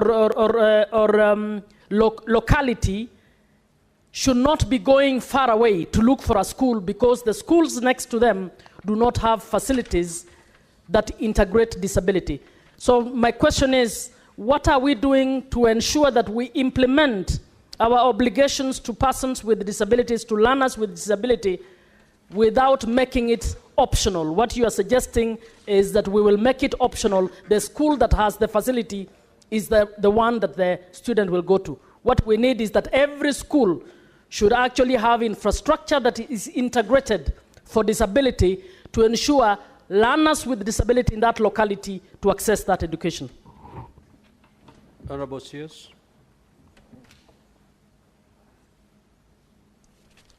Thank you, Mr. Speaker. To that question, I'm in agreement that we need to have our facilities sufficiently having the infrastructure to integrate all our students. And I can say that in view of the new act, the Disabilities Act that is likely to come into, is actually being assented to tomorrow. These are some of the issues that it has been tackled in that act, and therefore now it's going to become mandatory or obligatory that each institution, depending on the budgetary allocation that would get, would have those facilities integrated, and as indicated, depending on the severity of the disability, then we will ensure that all our students in that section, the special needs sector, are taken care of just like we are taking care of each and every other child in Kenya. Thank you.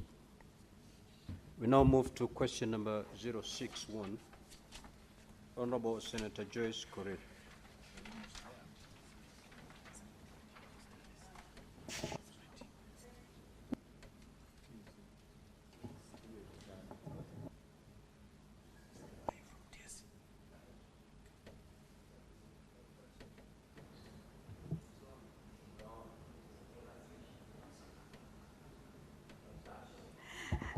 Thank you, Mr. Speaker, sir.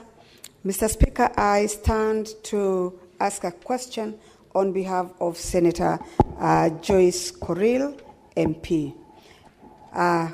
Could the Cabinet Secretary provide data on the number of unemployed teachers who are yet to be observed by the Teacher Service Commission across all counties, categorized by their year of graduation, and indicate the current employment gap in each county?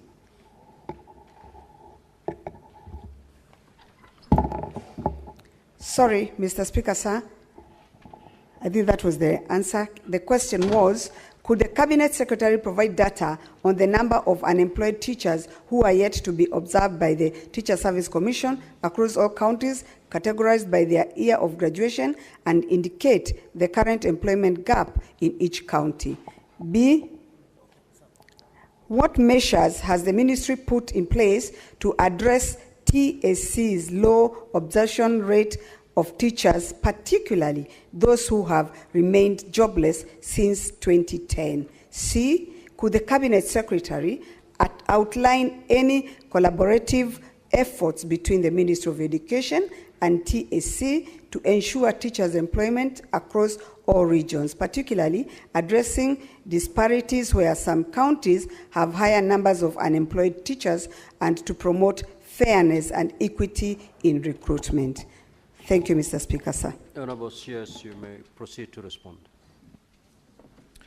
Thank you, Mr. Speaker. To part A of that question, Mr. Speaker, under Article 237, Sub-Article 2A of the Constitution of Kenya, grants the Teacher Service Commission the mandate to register teachers who meet the qualifications for registration under the TSC Act.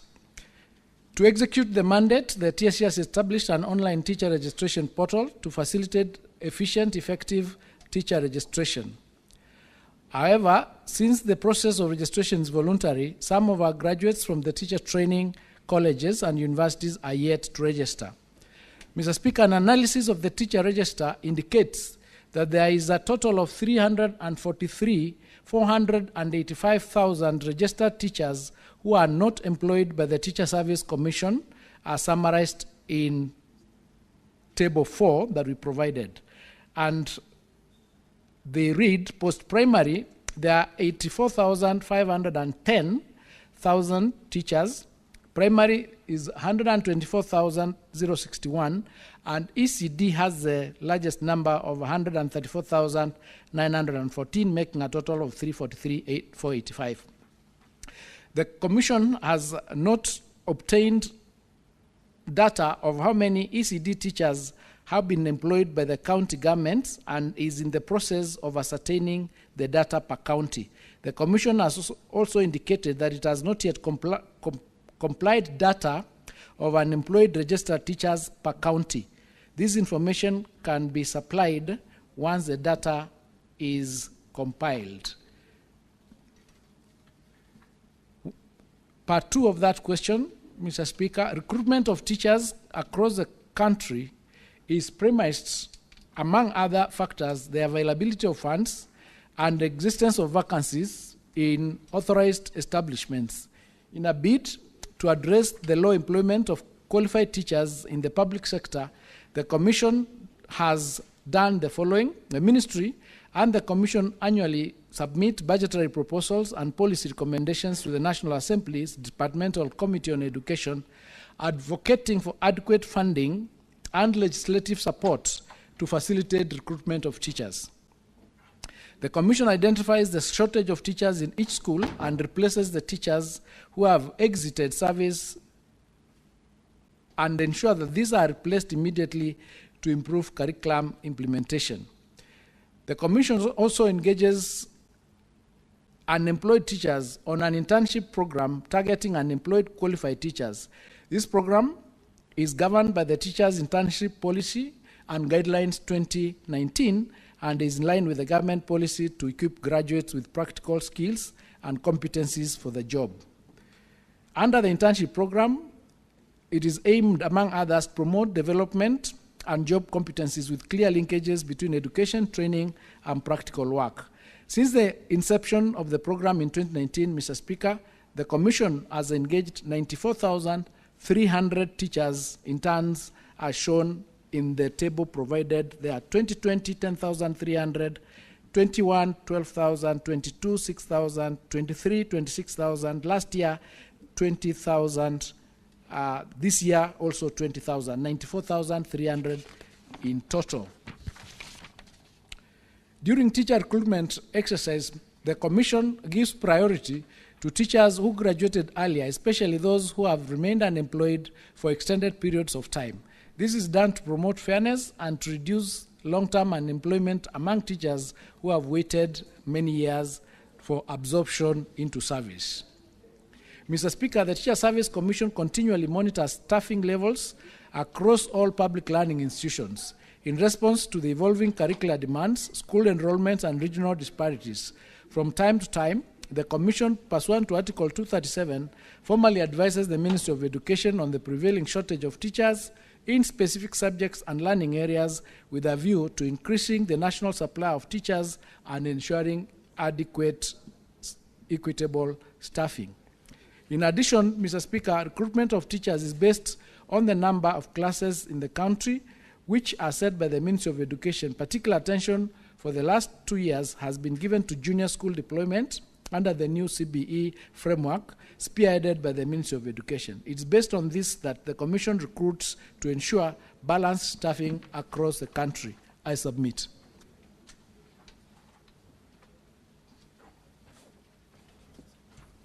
Senator Montent, do you have any supplementary question? Yes, thank you, Mr. Speaker, sir.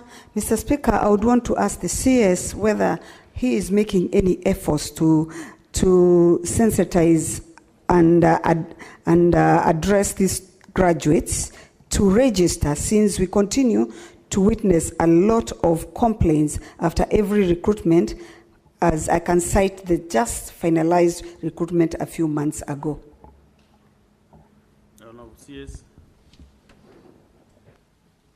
Thank you, Mr. Speaker. The graduates are encouraged to register, and as we have indicated, there are already over 343,000 registered qualified teachers in the register who are not yet employed.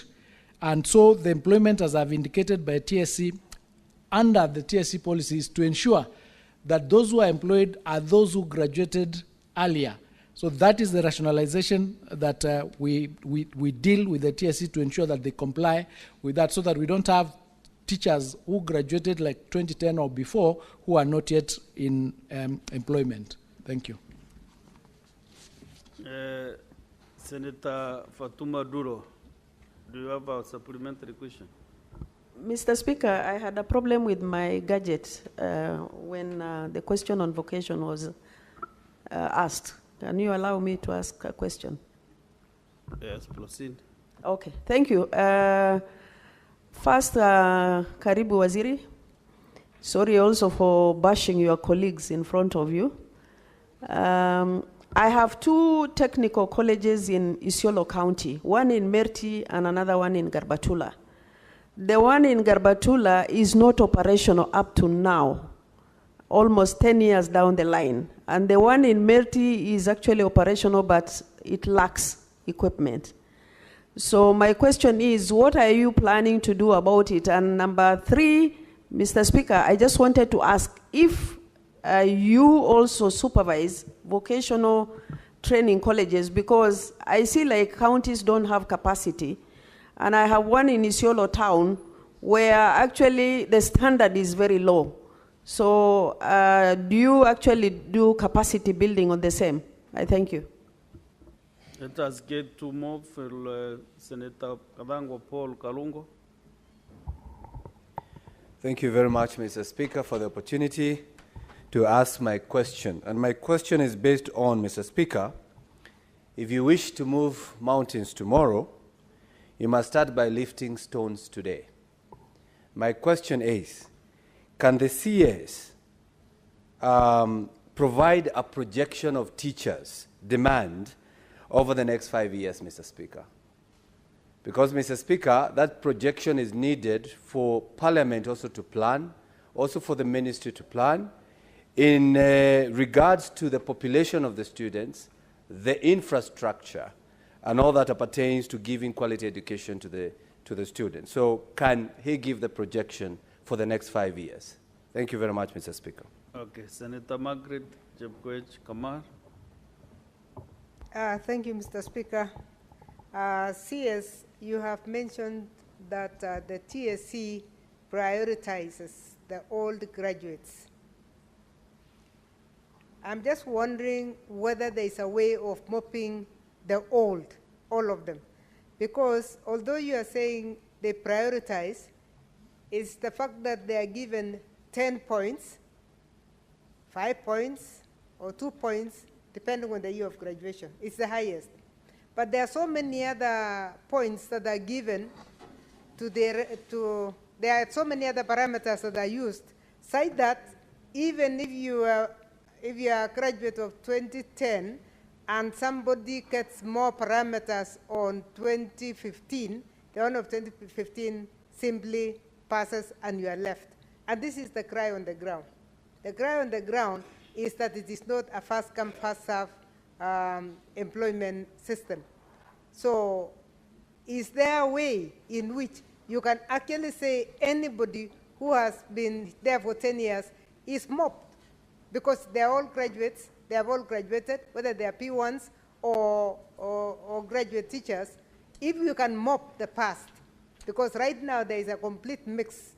And we do appreciate that there is a complex way of hiring teachers, but until we mop those who have done, they will continue to cry. And this question is coming out of really a cry from the ground, that there are people who graduated in 2010 and they are still out there, and out of the formulas that we have used, we have managed to get people of 2015, people of 2020 coming in, and there has to be a way of mopping all this so that we don't have a graduate who has been on the ground for more than 10 years. One cried to me and said, I am now 34 years old.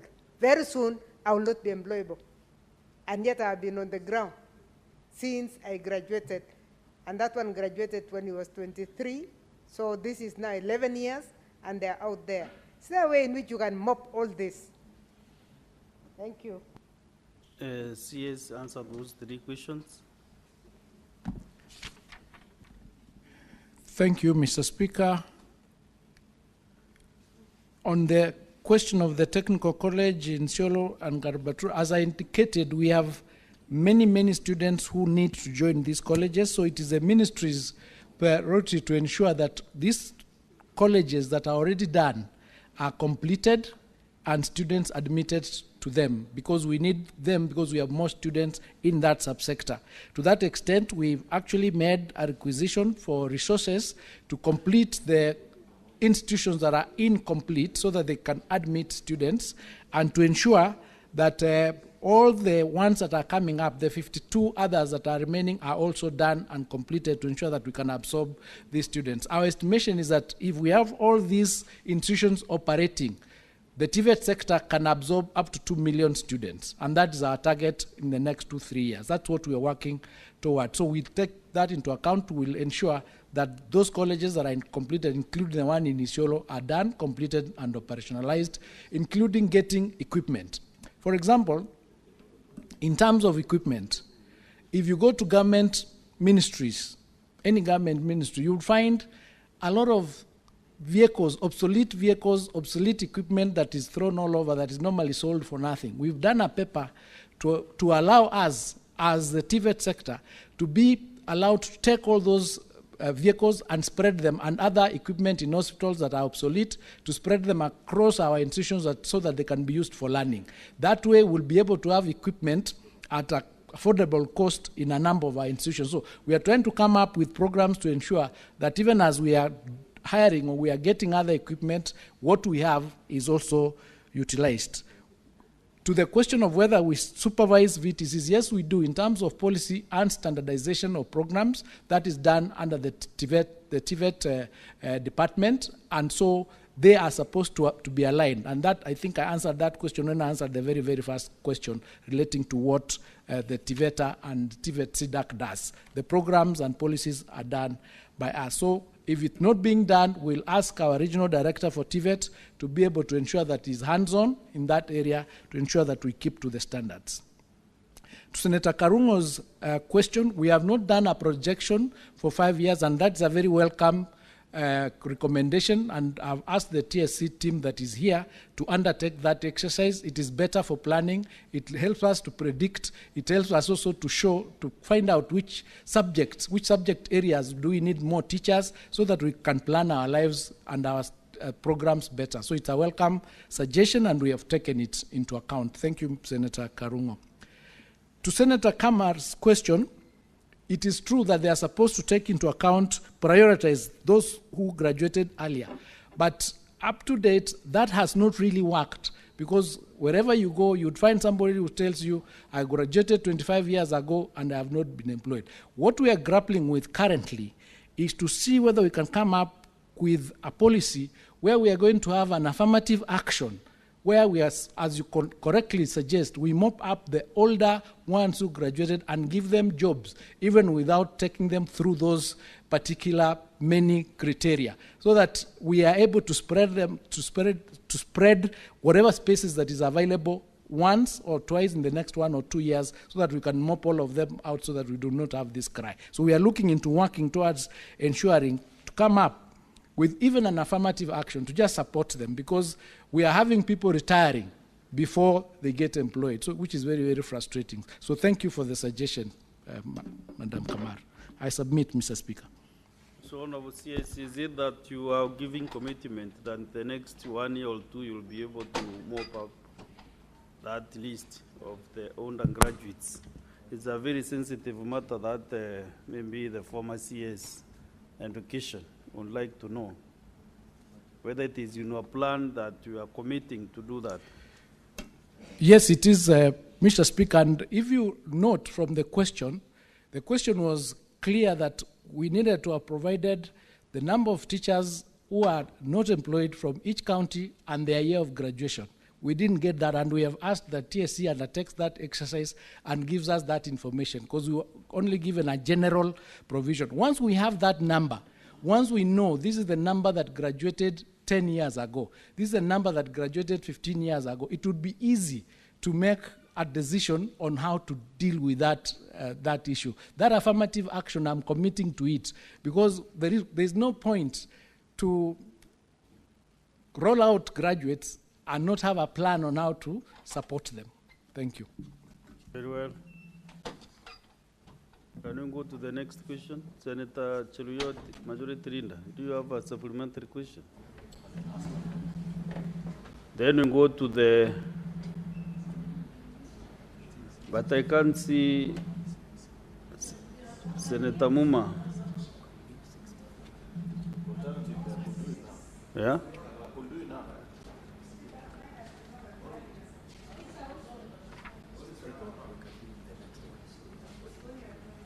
Can we ask those questions in the next 064?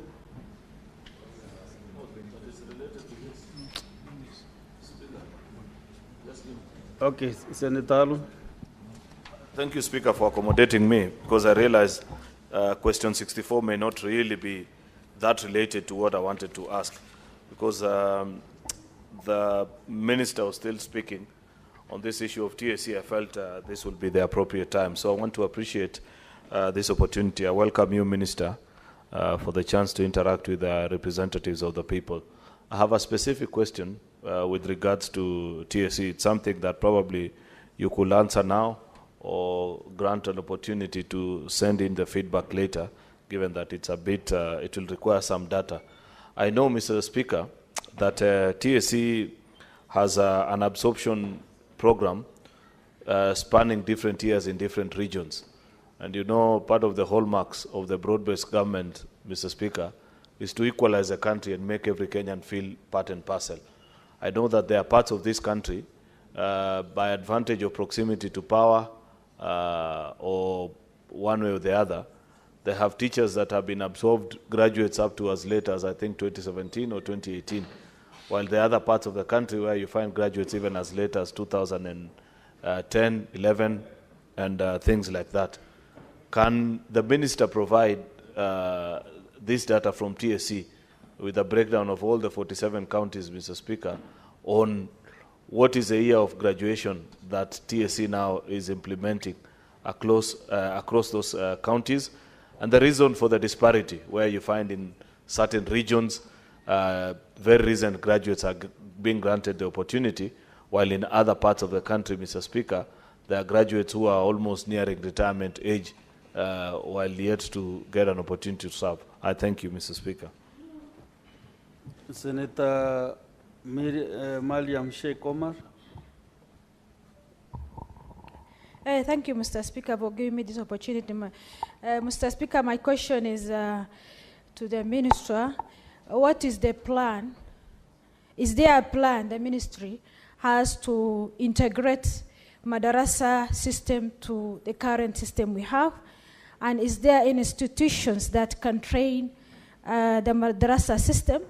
And if, how many teachers has been trained for madarasa system? Thank you. Senator Betty Montet. Thank you, Mr. Speaker, for giving me this chance. Mine is Mr. Cabinet Secretary, you've told us, Honorable Cabinet Secretary, you've told us that you've enrolled about 700 students to TVETs and TVC centers across the country. I would wish if you could give us or even provide that data of the numbers, county by county. We are doing an inquiry currently and we are finding it so difficult to get to know the numbers from each county. So if you could provide that data, we'll appreciate. Thank you. I submit. Senator Kadri Muma. Thank you, Honorable Speaker, for the opportunity. CS, my question follows the conversation you had this morning. You had a conversation about CS Treasury and a complaint about the distribution of resources in his to counties. Would you kindly submit to this to the Senate a list of the distribution of the recent employment by county? Honorable Speaker, And I think this is something we need to ask everyone, so we stop pointing fingers tribally in one county or the other. We need to start holding ministries accountable on how they are equitably distributing opportunities in this country. So if we can have a list of the employment of teachers in the last 2 years and how they have been distributed by county. Thank you very much. Honorable Senators, I hope you are not expecting those statistics right away, but maybe the CS can give commitments on when to provide them. Honorable CS. Mr. Speaker, I might not be able to provide the statistics, but let me say that the question by the Honorable Leader of Majority, Senator Cheriot, is actually the same question that was in the paper, where we were required to submit the teachers who are registered, who are not employed, when they graduated, which county they come from. And that information wasn't provided, but we've asked TSC to prepare that response, then we'll submit it to the House. Because, as I said, it will be able to inform us on what we need to do to correct the disparities and to ensure that there is fairness and equity in this employment process. So we'll be able to provide that answer. We've requested them to undertake that exercise. On the question of madrasa, Section 95 of the Basic Education Act provides for integration of madrasa into the main school system. And let me confirm that NACONEC is finalizing a study on how to undertake this exercise, and once it is completed, we will be able to submit. The data relating to issues of employment per county, per area, and that information we do not have, but we are getting it, and we are working towards in future to ensure that this is information that is available, because we are working towards getting a new education management information system called KEMIS, which will be having all this information at the touch of a button, so that we know where we are at any one time. That will also deal with the issue of distribution of resources relating to how many teachers we've employed in the last 2 years. Let me submit and state that that information will be provided, and we'll send it through the Education Committee for the purposes of information to the Senate. Thank you. I submit. Yes, can you give maybe the time frame that we might be able to get that information? How long will it take? To get this information, 2 weeks. Are you sure? Mr. Speaker, in about 2 weeks, though, as you are aware, there is a transition taking place at TSC, so we'll try and see that that is done within the next 2 weeks. Honorable Senators, let's now go to the next question, question 064, to be asked by Senator Boni Karware. Doctor, you do one thing at a time. If you're in the Senate, you just be cautious and you listen to the chair. Thank you, Mr. Speaker. Mr. Speaker, You cannot serve your constituents from the chamber. So go directly and ask your question. Mr. Speaker, they are very watchful these days. You know, I represent a county where over 60% are the youth, and where literacy levels is 91%, Mr. Speaker. Therefore, they follow us real time. But thanks for accommodating me. Mr. Speaker, Mr. Speaker, can you allow me to just throw in a little question on very important issue that you had raised before I asked this question, the one that has just Go ended. ahead. Yes. Minister, please help us. We are under a lot of pressure as political leaders from our youth, for good reason. Just a few days ago, a minister is reported to have conned the youth for employment abroad. And now, the trouble we are under at the moment, Minister, help us, is that we hear leaders are selling forms for employment to these young people to be employed as teachers. If you have that kind of information, please make a public statement so that you protect all these senators who I know none of them has sold any letter because they don't even have them. Mr. Speaker, my question is as follows, my substantive one, is that when will the government review the remuneration of primary school teachers to reflect their now expanded responsibilities under the competency-based curriculum and or competency-based education, which now include overseeing pre-primary, primary, and junior secondary schools?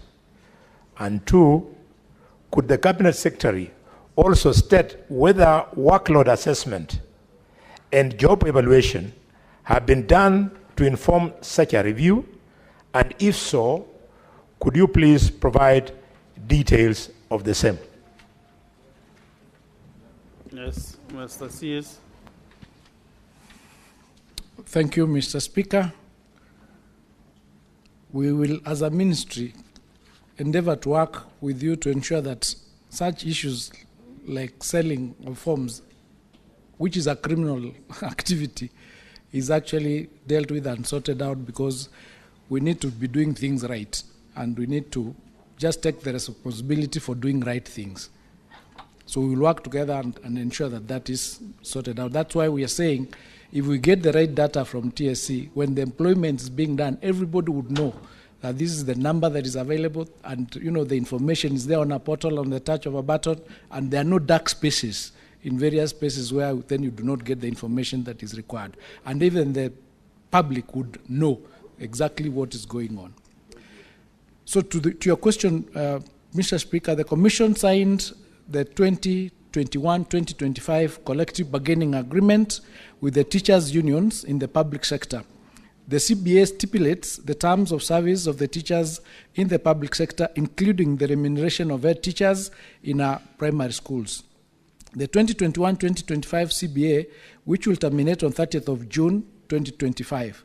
To this end, the Commission has commenced negotiations for the 2025-2029 CBA in line with the Salaries and Remuneration Commission guidelines.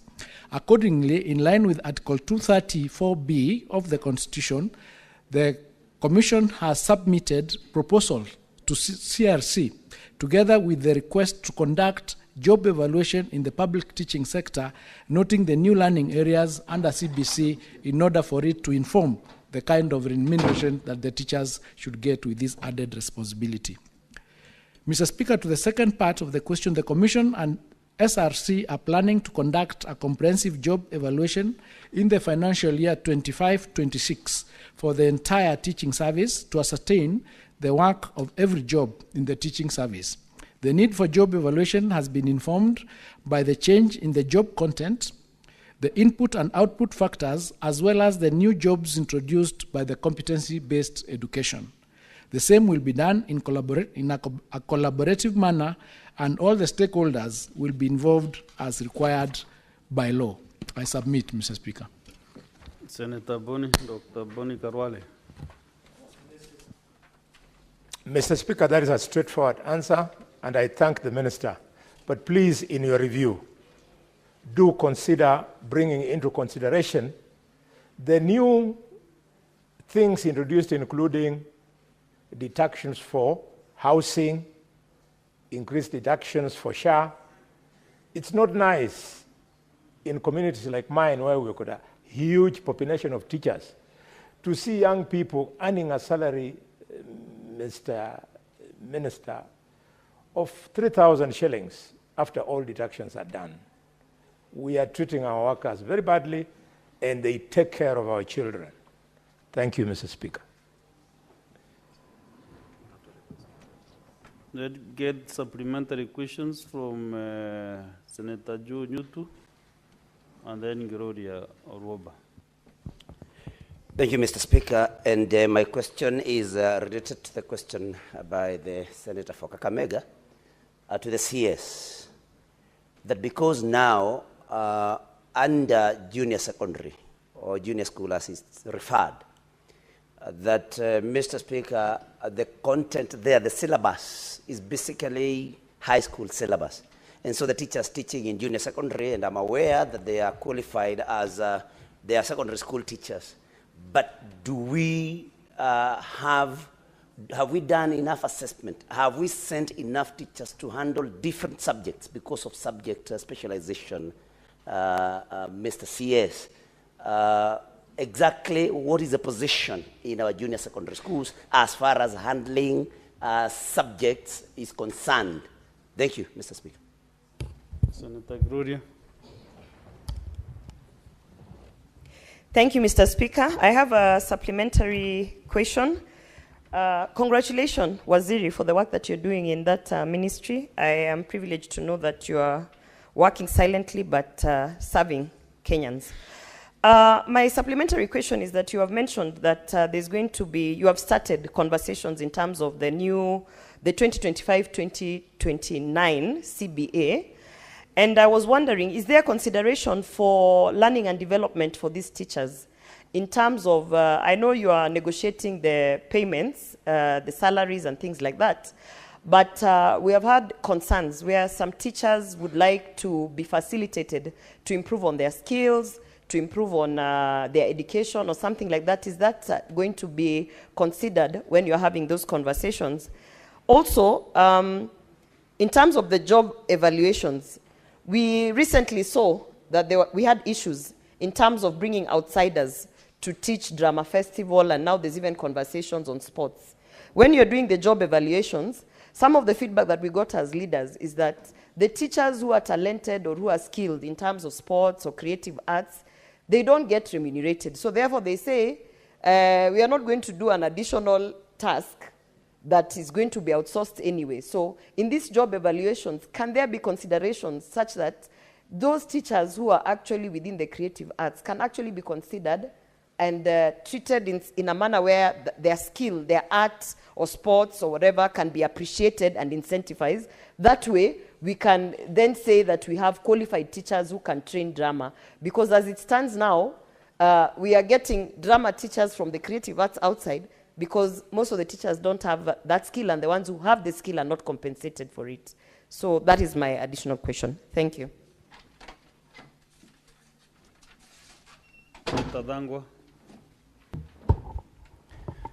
Mr. Speaker, we are in the month of May, which is the Mental Health Awareness Month, Mr. Speaker. And by mentioning that, I give my question to the CS. Because CBC brought about a lot of responsibilities, administrative responsibilities, to the teachers, and especially head teachers, who are from a different curriculum to this new curriculum. Has the ministry considered the impact of CBC on the mental health and well-being of primary school head teachers? And what is it doing to cater for their mental health? Thank you, Mr. Speaker. CS, respond to those three questions, then we move to the next question. Thank you, Mr. Speaker.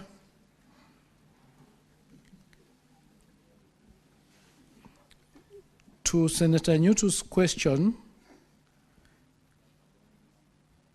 yes, an assessment was done to the content for the teachers who are handling junior school.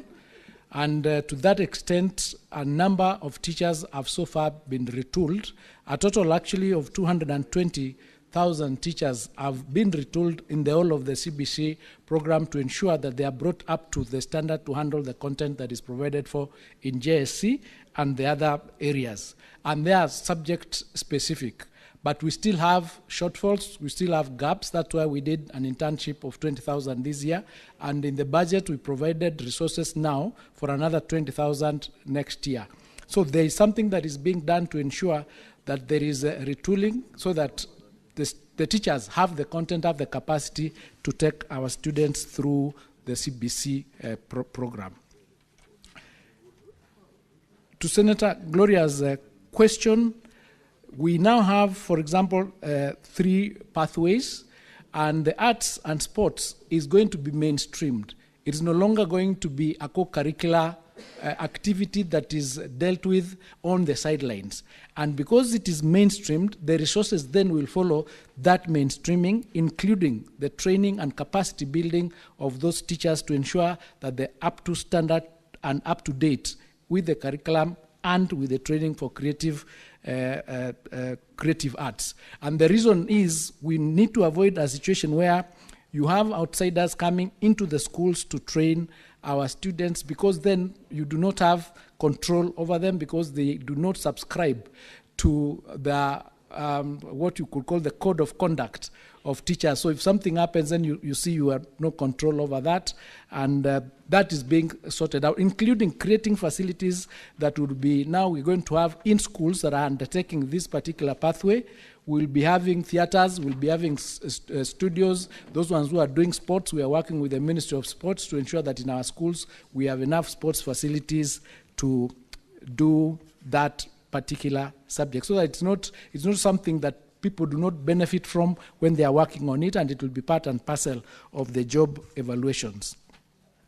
Under the CBC training on the question of mental health, TSC provides information on employed wellness, e.g. counseling services, and this has been enhanced with the enhanced responsibilities. And as I answered the previous question, once the job assessment is done, this would come part and parcel, including the areas of career training or career teaching of the students, will become part and parcel of our training of the teachers and various checks and balances on a regular basis in the institutions they are in. In fact, to date, the TSC has a unit that addresses medical issues of teachers, including other areas where teachers might be having challenges, including mental health and other areas that teachers suffer from. So I submit.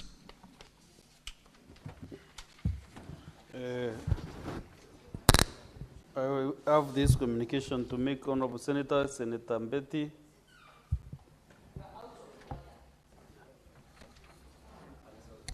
Honorable Senators, we have, I'd like to acknowledge the presence in the public gallery this afternoon of visiting teachers and students from Kamwembe Secondary School in the Tharaka-Nithi County. The delegation comprises 4 teachers and 99 students who are in the Senate for a one-day academic exposition. Honorable Senators, in our issue tradition of receiving and welcoming visitors to Parliament, I extend a warm welcome to them, and on behalf of the Senate and on my own behalf, wish them a fruitful visit. Thank you.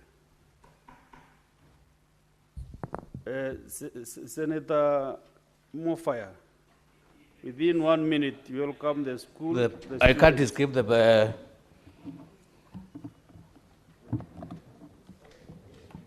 Thank you, Honorable Speaker. This is Kamwembe Secondary School. Kamwembe Secondary School is in Tharaka-Nithi County. Welcome to the Senate. It's one of the best upcoming schools in Tharaka-Nithi County. Kamwembe, you are lucky you have come to the Senate when we are engaging our CSCs on the matters of accountability. You have captured quite a number of engagements from the senators. This is where we registrate. You have been able to interact with the likes of Bone Alwale. Bone Alwale has been around for quite some time. He's one of the senior registrars in this country. You have also interacted with Kinadangwa, Karongwa Dangwa. Karongwa is a broadcaster who is also a broadcaster and a register now. So, and so many other senators around. You have also seen the former governor of Western Gishu, Senator Madago. And so many other senators around. We have also seen the new chair education, Senator Betty Montet. I think, Honorable Speaker, I would request you to allow Senator Montet to stand up maybe for Kamwembe Secondary School to recognize her. Please, Senator Montet, can you remain upstanding? So, Honorable Speaker, Kamwembe, most welcome. And once you are done with this session, of course, your senator will be able to interact with you and have a photo session. Thank you. Thank you, Honorable Speaker. Senator Boni Karwale, what is it? Mr. Speaker, it is not all the time and every time that children come here and find when the minister is here. Mr. Speaker, with due respect, understanding order number 1, could you request the minister to go and speak to the children behind the tent, and especially the fact that Mwembe School does not have a school bus, Mr. Speaker. If you could say something about that school bus. They have come with a matatu. Did you say Mwembe or Mwembe? You know, Boni Karwale, the senator for the Rakanidi County is Senator Mofaya. You are out of order to arrange. Those allegations you are making out of order. Yes, Senator Mofaya. You know, sometimes you don't have to blow your own trumpet. And now that Senator Arwala has just come to my head, I'm honestly requesting the CS to engage the school, and I'm very sure there are very many challenges. It's just a rare opportunity. Now that the CS, the school has been able to visit the Senate when the CS is around. So with the very big respect, Honorable CS, please, once you are done with this session, engage the school, and I'm very sure they are going to table quite a number of concerns that are affecting the school, including the school bus and so many other things, the infrastructure in the school. So I think I agree with Senator Lwala that now that the school is lucky, the CS is around, please engage the students. I think we'll get... Senator Mofaya. Thank you, Honorable Speaker. Senator Mofaya, Boni Karwale, Senator Boni is not the chair to give instructions to the CS. Therefore, that matter stands as it is. The next question is by the Senator for Makwiny County, Senator Daniel Manzo, MBS MP. So I don't know whether there is any other senator who has been given written instructions. Honorable Speaker, I have instructions to ask the question on behalf of Senator Manzo, who had to leave. He was actually here, but had to leave to go to court on an emergency. Thank you, Honorable CS. And the questions for Senator for Makwiny are as follows. Question A, what measures are in place to ensure equitable access to free and quality education for children in marginalized and other underserved areas?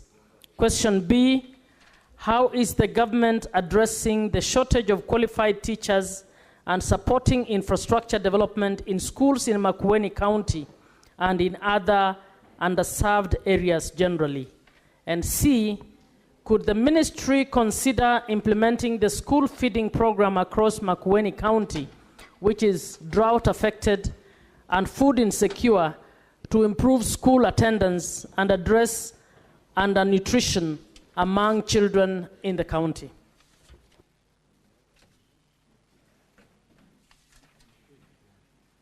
Honorable CS.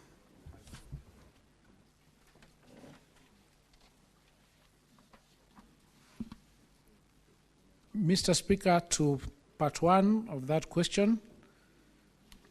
Mr. Speaker, the ministry implements various measures to foster equitable access to free and quality education for children in marginalized areas and other underserved places. These measures are underpinned under Article 53 of the Constitution, which entitles every child to free and compulsory basic education. The measures that are in place include the following. One, there is a school meals program that we implement. This is a key government initiative designed to enhance access to and the retention of students in basic education, particularly among children in marginalized areas, arid and semi-arid, and food insecure areas. Some areas within Makwiny County benefit from this program, and the ministry has adopted a progressive retargeting strategy to facilitate the expansion of the initiative to other undeserved areas. We are now working to integrate clean cooking solutions into the school-based interventions as part of the broader efforts to promote environmentally sustainable and climate-friendly practices within learning institutions.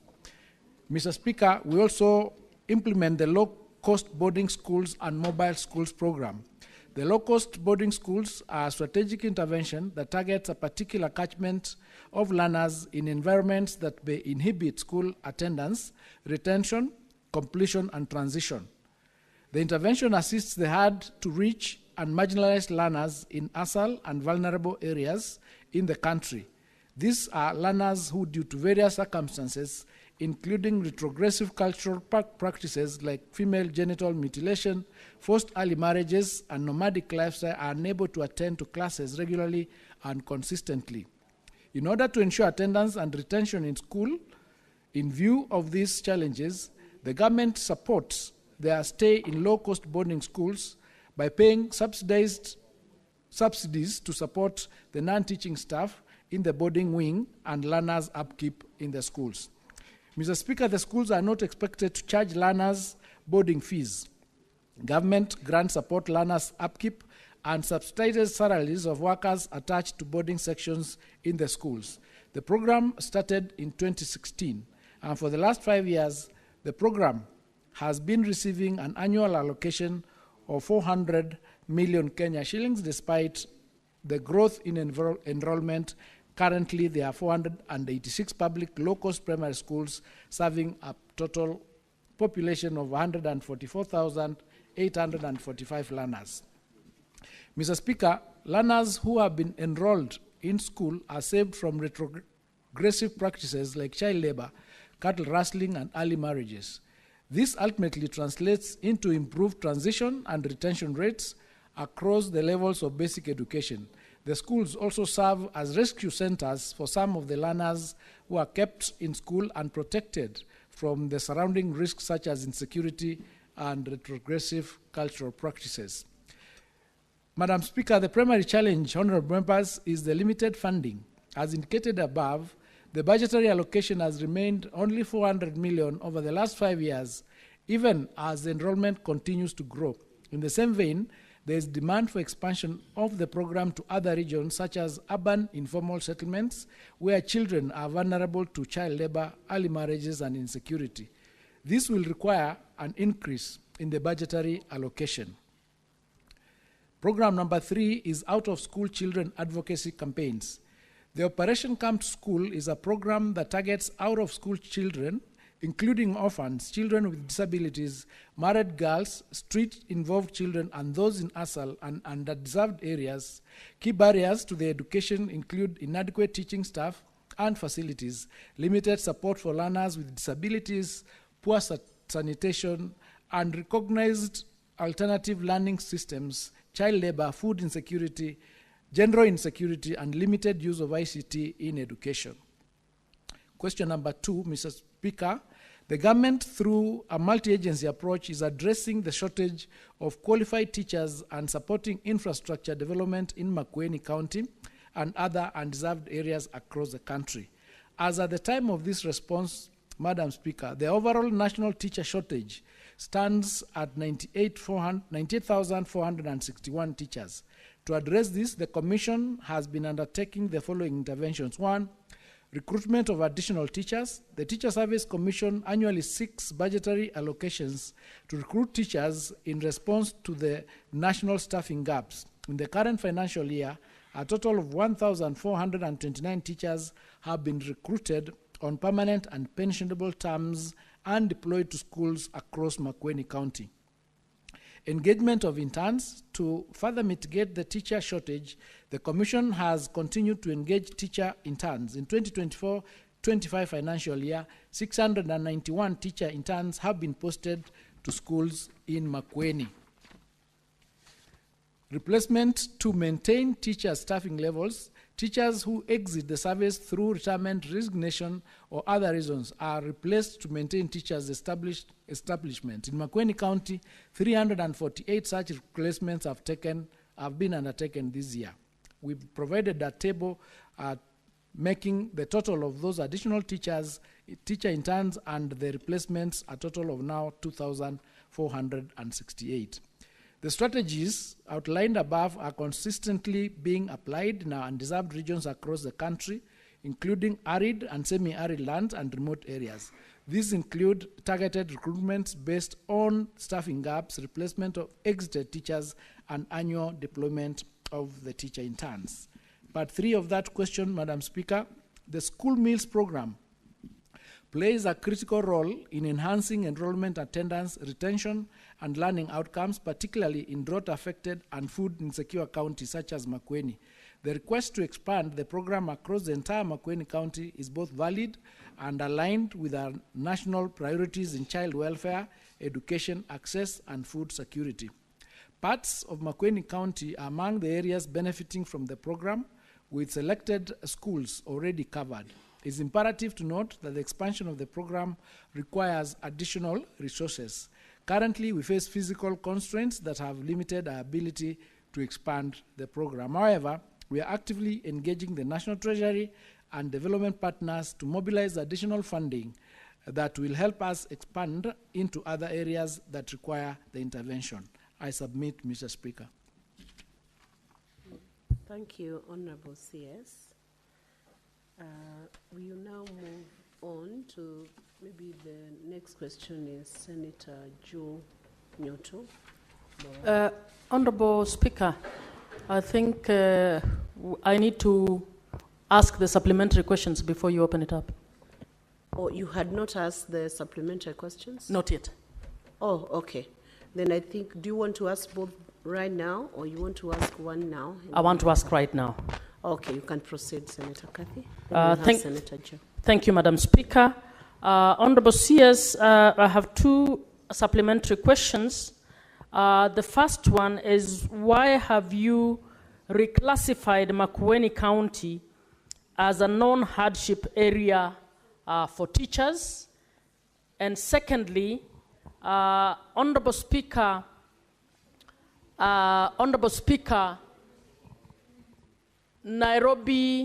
in Nairobi County, the most vulnerable are situated in the informal settlement.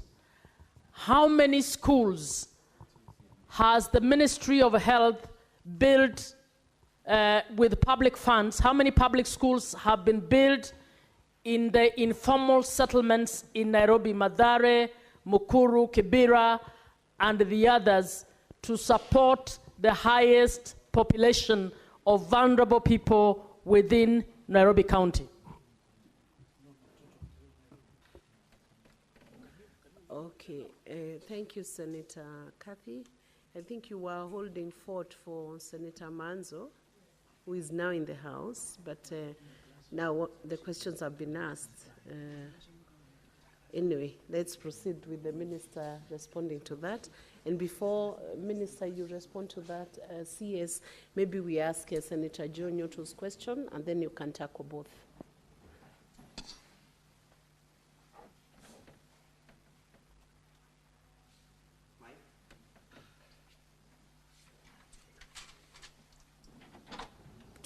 Thank you, Madam Speaker. My question to the CS is related to question number B of Senator Manzo's questions.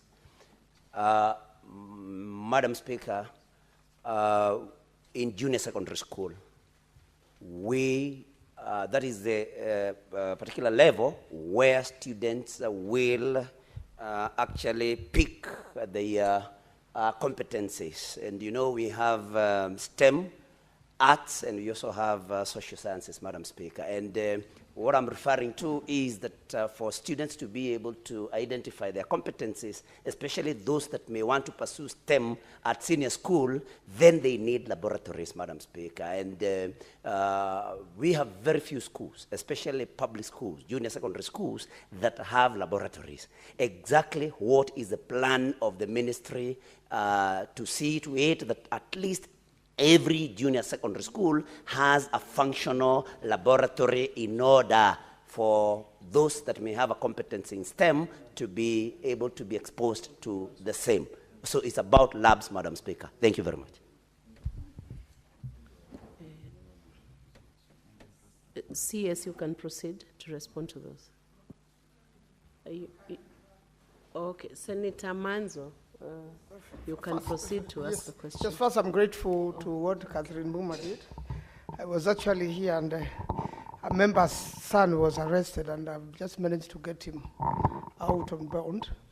So the most important part of this question was that Makwiny has now been declared a non-hardship area. Yet we know it's a hardship area, and the teachers there are in outcry. What is the ministry doing about that? And could the minister give the justification for such a decision? Yet we know very well Makwiny County is a seriously hardship area. I thank you, Madam Speaker.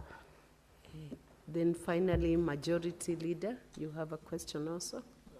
Madam Speaker, a totally unrelated question, but you know, citizens are following what you're doing here.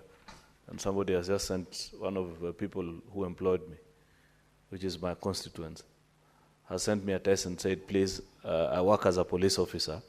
While they paid the teachers who are involved in the marking of national examinations, the police officers who provide the guarding services, you know, the containers that carry the exams, up to date, 5 months after the exams were released, they are still waiting for their pay.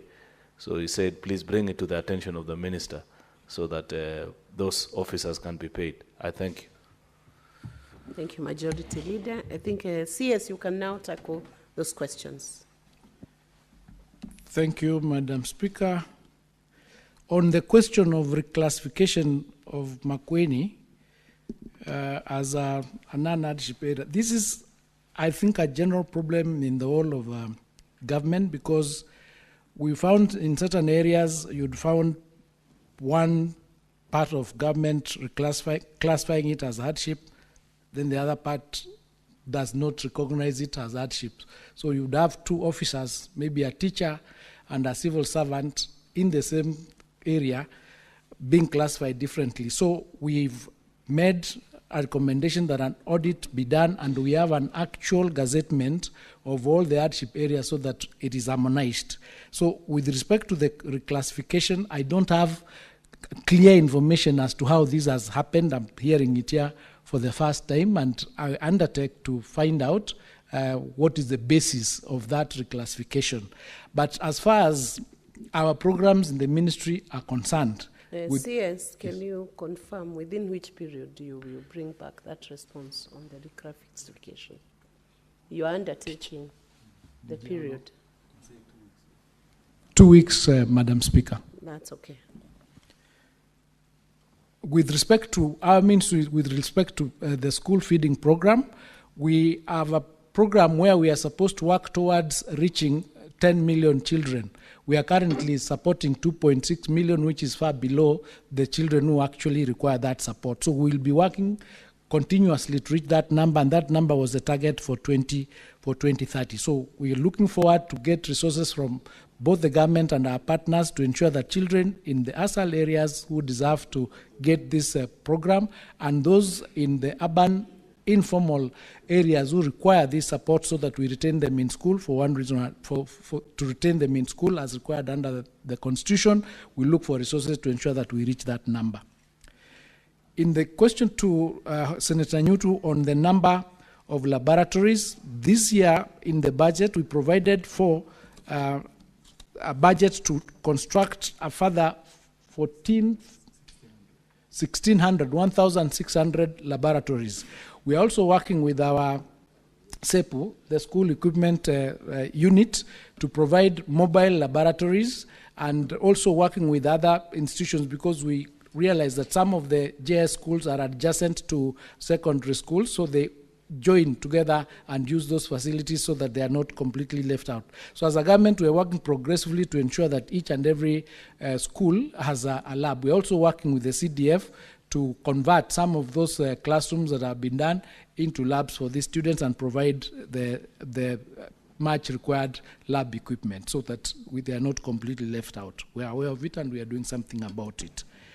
I've answered the hardship area, the issue that will respond in 2 weeks and give that reason.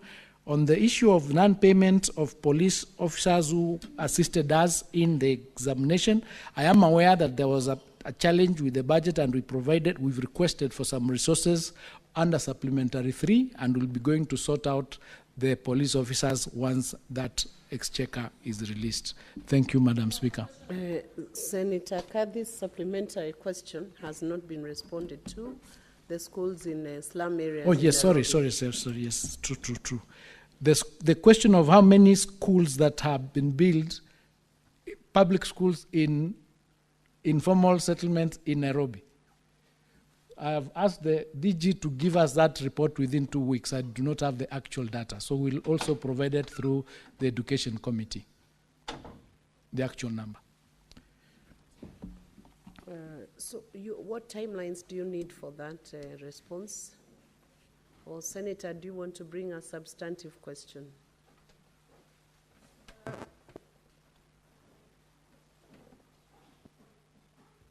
Honorable Speaker, I think, I believe that is information they should be able to provide in a week. This is a question I asked earlier, Honorable Speaker, just for your information, as a question, but the ministry never responded to it. So I asked the ministry and the County of Nairobi. County of Nairobi responded on what they're doing. The ministry never responded. That was in the last session. So I believe it's information which is about the fact of what you have done. It doesn't need 2 weeks. It can actually be done in 1 week.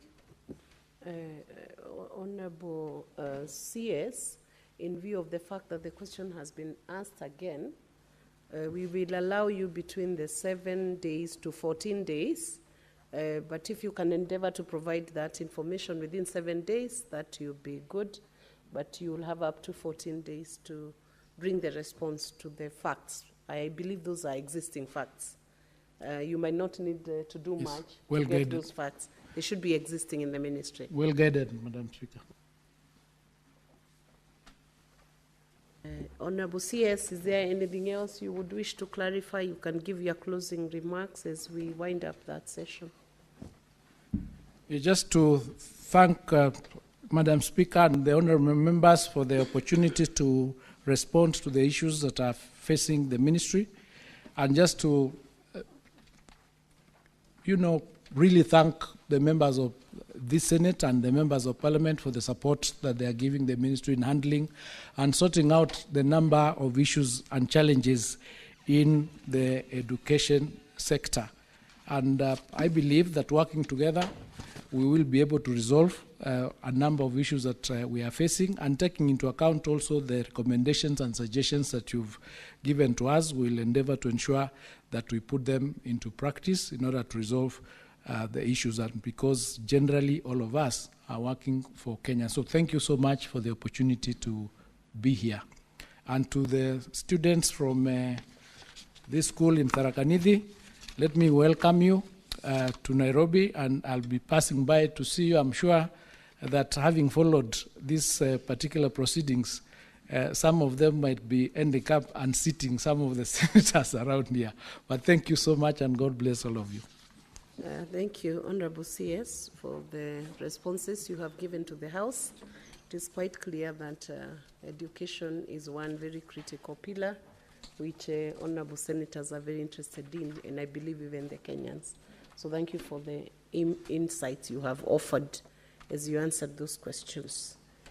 Now you are free and you are discharged. Thank you. Next order.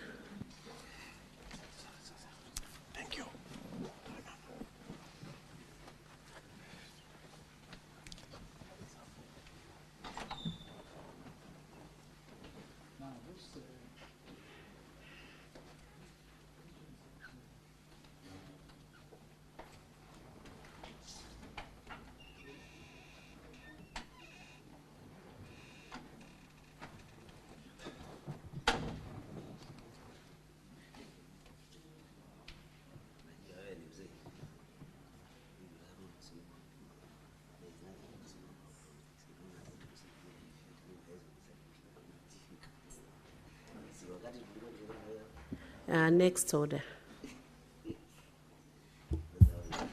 Order number 8, motion, consolidation of bursary funds for equitable access to education in Kenya. Senator Karungo Thangwa, I believe you're the one moving this motion. It's your motion. And as you do so, under order number 8, you will have 20 minutes to move that motion. You may proceed.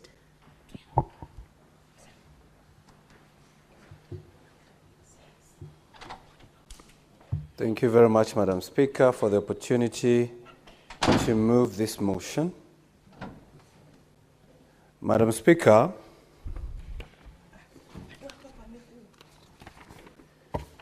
I beg to move the motion, consolidation of bursary funds for equitable access to education in Kenya, that aware that pursuant to Article 53 of the Constitution, every child in Kenya is entitled to free and compulsory basic education, and the Basic Education Act provides that basic education should be guided by the principles such as equitable access to all children and equal access to education or institution. Further aware that many students in secondary schools and higher education institutions come from financially disadvantaged backgrounds, making it difficult for them to afford school fees and access education opportunities.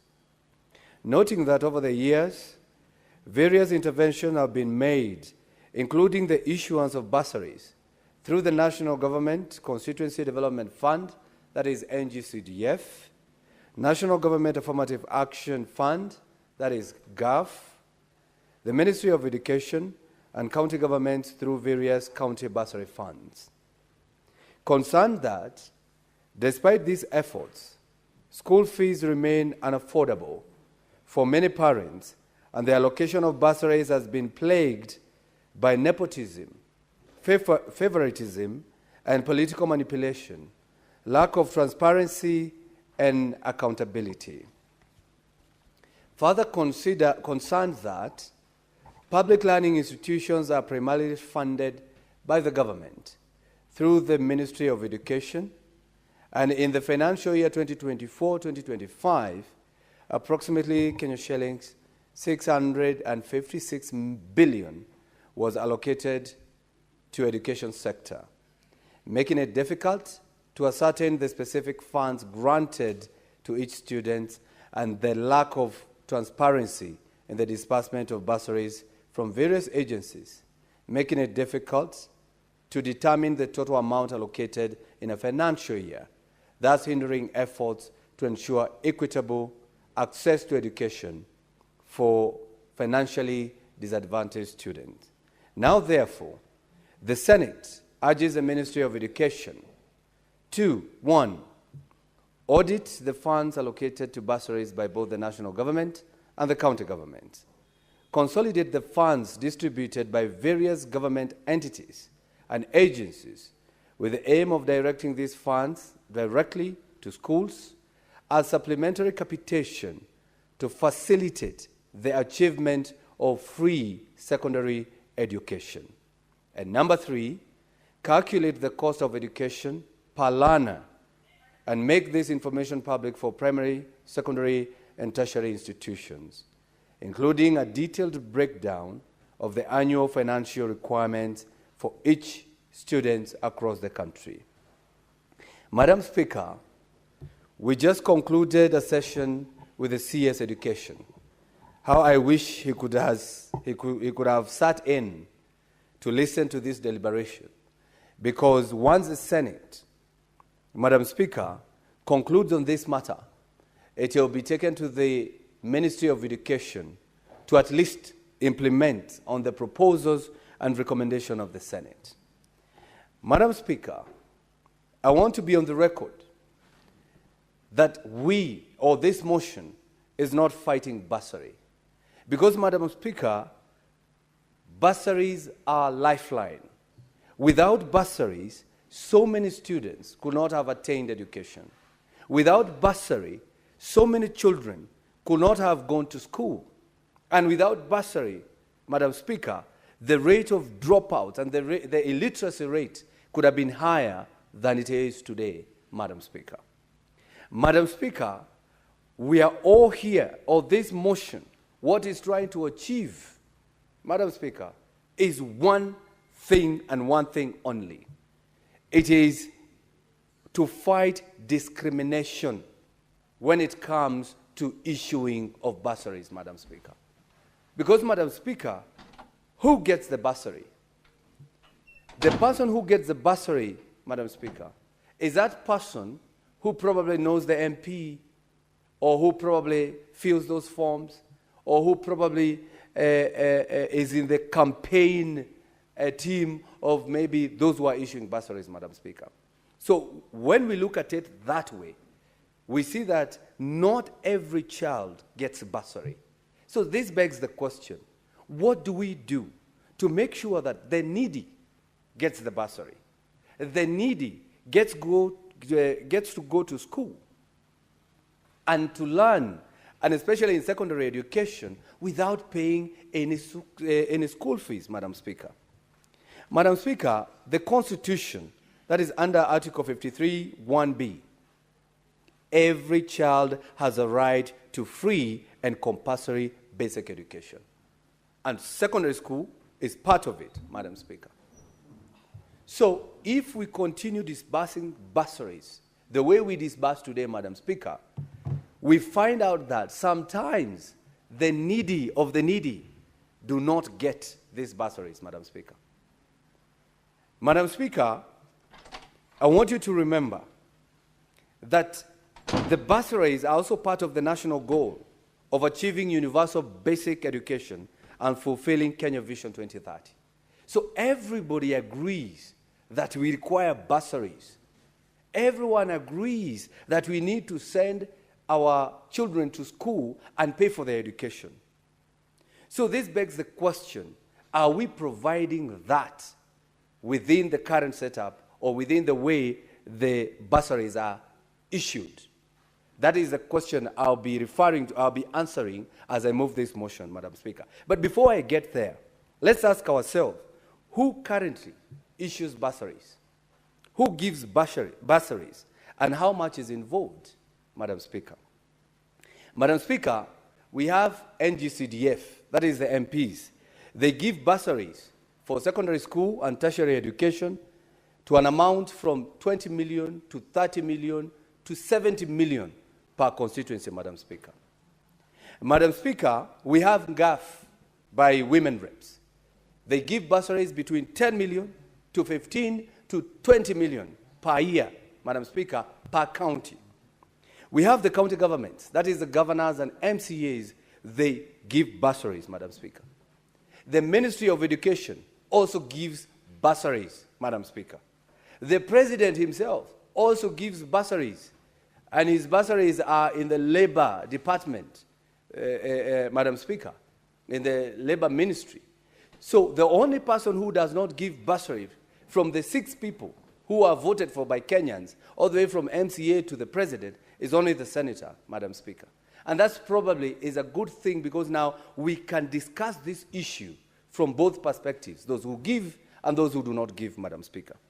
If you do the math, Madam Speaker, if every constituency gives an average of 50 million per constituency, and we have 290 constituencies, Madam Speaker, that will be about 14.5 billion, Madam Speaker. I want you to put that in mind, that the constituencies gives about 14.5 billion for bursaries every year, Madam Speaker.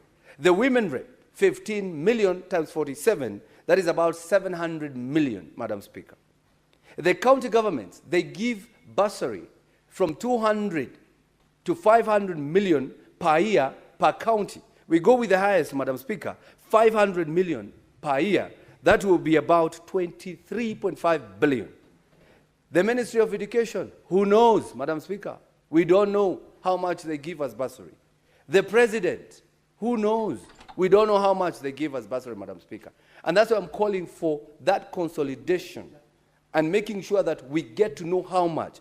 And Madam Speaker, if we can approximate, that will be about 50 billion Kenya shillings going for bursary, Madam Speaker. Now that we know how much, Madam Speaker, that goes to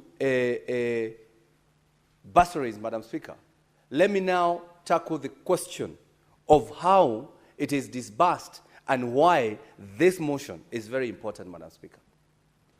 Madam Speaker, there is a lot of fragmentation. Fragmentation means 5 people are giving bursaries, but nobody knows who is giving who, because there's no coordination. The president will give somebody in a certain constituency, in a certain ward. That person, the MCA does not even know who that person is. The women rep will give the bursary to a certain county, in a certain ward. The MCA will not know who got bursary from the women rep. The MP will give bursary to a certain constituency, in a certain ward. The MCA will not know who was given bursary by the member of parliament. Why? Because there's no data. We cannot be able to know who was given bursary by who. Even when the governor is giving or issuing bursary, Madam Speaker, sometimes we don't know who. Even the MCA, when the MCA now is also giving bursary, the member of parliament doesn't know who was given by the MCA. The member of parliament, the women rep, the president, and even the governor probably, they don't know who was given by the MCA. So this brings about multiple allocation. So if somebody is in the village, and as we say, his or her area is way higher, they will be able to know when the bursary is given by the governor, when the bursary is given by the MCA, when the bursary is given by women rep, when it is given by the MP, or even the president. So you will find such a person will benefit from every politician. Some of them even get more than they require for their students in school or for their children in school. So that's why we are saying we need to align this, Madam Speaker, that an MCA should know who was given bursary by the MP. The MP should know also vice versa, who was given by the MCA or women rep or the president. So that, Madam Speaker, we deal with inefficiency and duplication. Because if we cannot cure this duplication, we are losing money, Madam Speaker. And that's why this motion is suggesting, instead of sending an MP, probably sending an MCA, probably sending the president, or sending anyone, the question I asked here before on this floor, why don't we take all this bursary and put it in school, and especially secondary schools, so that we can make secondary education free of charge, Madam Speaker? What stops us from doing that? We can add it to the capitation so that you don't have to go kneel to a politician to get bursary, Madam Speaker. And that way, we will be able to know how much is needed for education. Previously, when the CA's education was here, I asked him a question. Do you know how much have you costed education per child? The CA said they don't know. So we even budget for things that we don't know, Madam Speaker. So this motion is telling the CAs and the Ministry of Education, calculate the cost of education per learner and make this information public for primary and secondary and tertiary institutions, Madam Speaker. And this is including a detailed breakdown of the annual financial requirements for each student across the country. We need to know, if I get to Form 1, how much does that child need to have his or her education until the end of the year, Madam Speaker. Madam Speaker, we are still dealing with the problems with the current system of bursary issuance, the favoritism, the nepotism, and politicization, Madam Speaker. Madam Speaker, sometimes I feel like crying when I see our mothers sitting on the ground, sitting on the soil, on the grass, waiting for a politician to finish their speech so that they can be given 2,000 Kenyan shillings to go pay bursary, Madam Speaker. We need to restore the dignity of our parents, the dignity of our mothers and sisters, mothers and fathers, that we do not have to make them sit on the ground for them to get this 2,000 shillings, that they need to take the kids to school. That money should be sent to school so that that education in secondary school is free, Madam Speaker. We need to restore the dignity. The way we do not give politicians money for NHIF or for SHA, such that anybody who is having a cold here, Madam Speaker, anybody who has a broken leg, I have money here from national government, you have to go to hospital, you get treated, and the government pays for that. That is what we are supposed to do with education. Go to school and study. The government will pay, Madam Speaker. Because I do not understand, why does the government give you money to go pay government? And this is actually the reason why I brought this motion, Madam Speaker. Why does the government give you money to go pay government? It's like, Madam Speaker, I own a portion mill. I have unga every day in a portion mill. And instead of giving you unga, I give you money to come and buy from my portion mill. I give you 50 shillings, I tell you, come and buy now in my shop. Rather than just giving you unga, if I have to give you unga, Madam Speaker. So what I'm trying to say, Madam Speaker, we need to restore the dignity and as well bring about transparency. Because there's no public database. And this is what we are asking the Ministry of Education, that we need a database. We need to know, if I think about my ward, where I come from, where I was born, called the Ngewa ward in Kiambu County. If I go to the systems, I need to know who was given how much, by the MCA, by the MP, by the governor, by the women rep, by the president, by the ministry. So that, Madam Speaker, we are able to be transparent and know who gets what, Madam Speaker. Madam Speaker, on the issue of what the motion is proposing, that the Ministry of Education to audit all bursary funds issued by national government and the counties, we need to understand how much that goes in as bursary, Madam Speaker. Madam Speaker, we also need to consolidate all bursary allocation into a single pool. And I want you to understand me clearly, because this might be misconstrued, like we are taking the bursary back to the central government. No, that is not what we are doing. Consolidation means, if you know you have this amount of money from all the bursaries, then after we calculate the cost of education per child, this money is disbursed directly to schools as supplementary capitation, Madam Speaker. So that is what this motion is looking for, that we should give these monies to schools so that education can be free, and especially secondary education. Madam Speaker, this will reduce administrative waste. Remember, every bursary fund has 5% to 10% of the administrative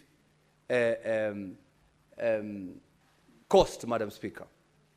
We need to enhance transparency, eliminate double funding, and ensure that most vulnerable students are prioritized, Madam Speaker. Madam Speaker, I'm not the only one speaking about this. So many other leaders, recognized leaders, are speaking about it. The Chief Justice is on record, Madam Speaker, saying that this issue of bursary need to be discussed so that we reduce wastage. Madam Speaker, we have even Senator Osotsi is on record. Senator Chimera is on record out there, Madam Speaker. The Speaker of the National Assembly is on record. Even the President himself mentioned that we need to look into this issue of bursary. And more recently, Madam Speaker, there is an honorable member in the National Assembly, Honorable Passaris, who has brought another motion, which is more like what we are discussing here today, Madam Speaker. We also have the minority leader of the National Assembly, Junet Mohammed, who has also brought a motion. Although for them, they are trying to look at centralizing bursary fund, which is not what we are looking for here. What we are saying is it goes to schools directly. We do not want to create one kitty where a child in Taveta will be coming to Nairobi to apply. No, no, no, no, no, no. Or a child in Kiambu or a child in Kisumu will be coming to apply. No, we should not go back to that one single kitty. What we are looking for, send the money to schools where the children are, Madam Speaker. And you should not even apply for bursary. What for? We know you are needy, Madam Speaker. Education should be free, just the way it is free in primary. It should be free in secondary, Madam Speaker. Madam Speaker,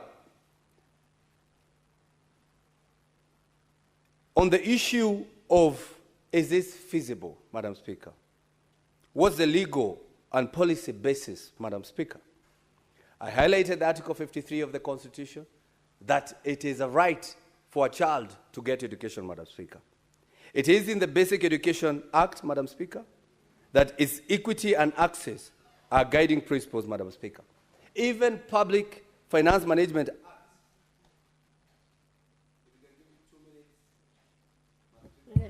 Allow him 2 minutes, please. Thank you very much, Madam Speaker. Even Public Finance Management Act support fund consolidation and accountability.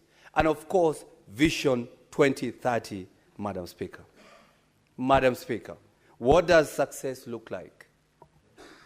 One transparent bursary system that is supplementary capitation that is given directly to the schools. It is even better for children to apply for bursary in their schools, Madam Speaker, rather than in their villages or rather than at the mercy of any politician, Madam Speaker. We need to have a digitized beneficiary tracking system and audit trails, Madam Speaker, so that we are able to know who gets what when it comes to bursary allocation. Madam Speaker, I call all the senators to support this motion. We owe it to the children of Kenya to remove financial barriers to education. This is not a partisan motion. It is a motion for equity, accountability, and national cohesion, Madam Speaker. A consolidated bursary system is the only way to ensure no deserving student is left behind. Madam Speaker, I move. I take this opportunity to call upon the seconder of the motion, Senator for Vihiga, Senator Osotsi. Thank you. Senator Osotsi. Thank you, Madam Speaker. Madam Speaker, from the onset, let me say that I fully support this motion, and I want to say that I second this motion because it's a very, very progressive motion. The motion to consolidate all bursary programs into one program is very progressive, as explained by the mover of this motion, the Senator for Kiambu. Madam Speaker, as you know that I'm the chair of the County Public Investment and Special Funds Committee.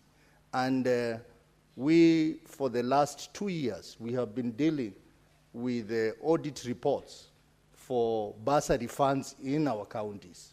And we have tabled numerous reports on this floor, and I can tell you that the picture coming from those reports is not good. This money that we give as bursary funds are being misapplied, misappropriated in our counties. And we have given recommendations, and one of the recommendations we have given is the need to align those bursary funds to the law and consolidate bursary funds. Madam Speaker, some of us went to school through bursary funds when bursary was working. I remember, Madam Speaker, at the university, I was one of the beneficiaries of the Ratanzi Education Bursary Fund. And they were really, really looking for the needy students, the students who truly were needy. But now, progressively, Madam Speaker, we are seeing a situation where people are being given bursary even if they are not needy. Everyone is being given bursary, and it's for political purposes, to the extent that one student is given 2,000 shillings. Madam Speaker, what do you do with 2,000 shillings? It is because the members of parliament who run the CDF bursaries are using it for political manipulation. And if you do not support them, they deny you bursary. The scheme that Honorable Thangwa is proposing will eradicate political manipulation, where bursaries will be given to the most needy students. Madam Speaker, even as we think about consolidation, I think it is important for us to rethink the policy on fees, so that we have a free education policy from nursery, ECD, to university. Madam Speaker, if a poor country like Burkina Faso can wake up one day and declare that there is no fees payment in school. And it's working. And a country like Kenya cannot do that, Madam Speaker. I think it's important that even as we talk about consolidation of bursary programs, we should also talk about how we can have a free education policy in this country. Madam Speaker, even as we are talking about bursaries and CDF, currently there is a public participation exercise that is being conducted by members of the National Assembly. That exercise is unconstitutional because the MPs are mobilizing their supporters to meet in CDF offices and guiding the process. This should have been an open exercise where even senators should participate, because one of the issues they are raising is the issue of Senate Oversight Fund. How are they able to conduct a public participation talking about Senate Oversight Fund without the input of senators? Madam Speaker, that is a debate we are going to engage in, because this is unconstitutional and the Senate is not fully involved. Honorable Madam Senators, Speaker, I second. Honorable Senators, it is now 1 p.m. Time to adjourn the House.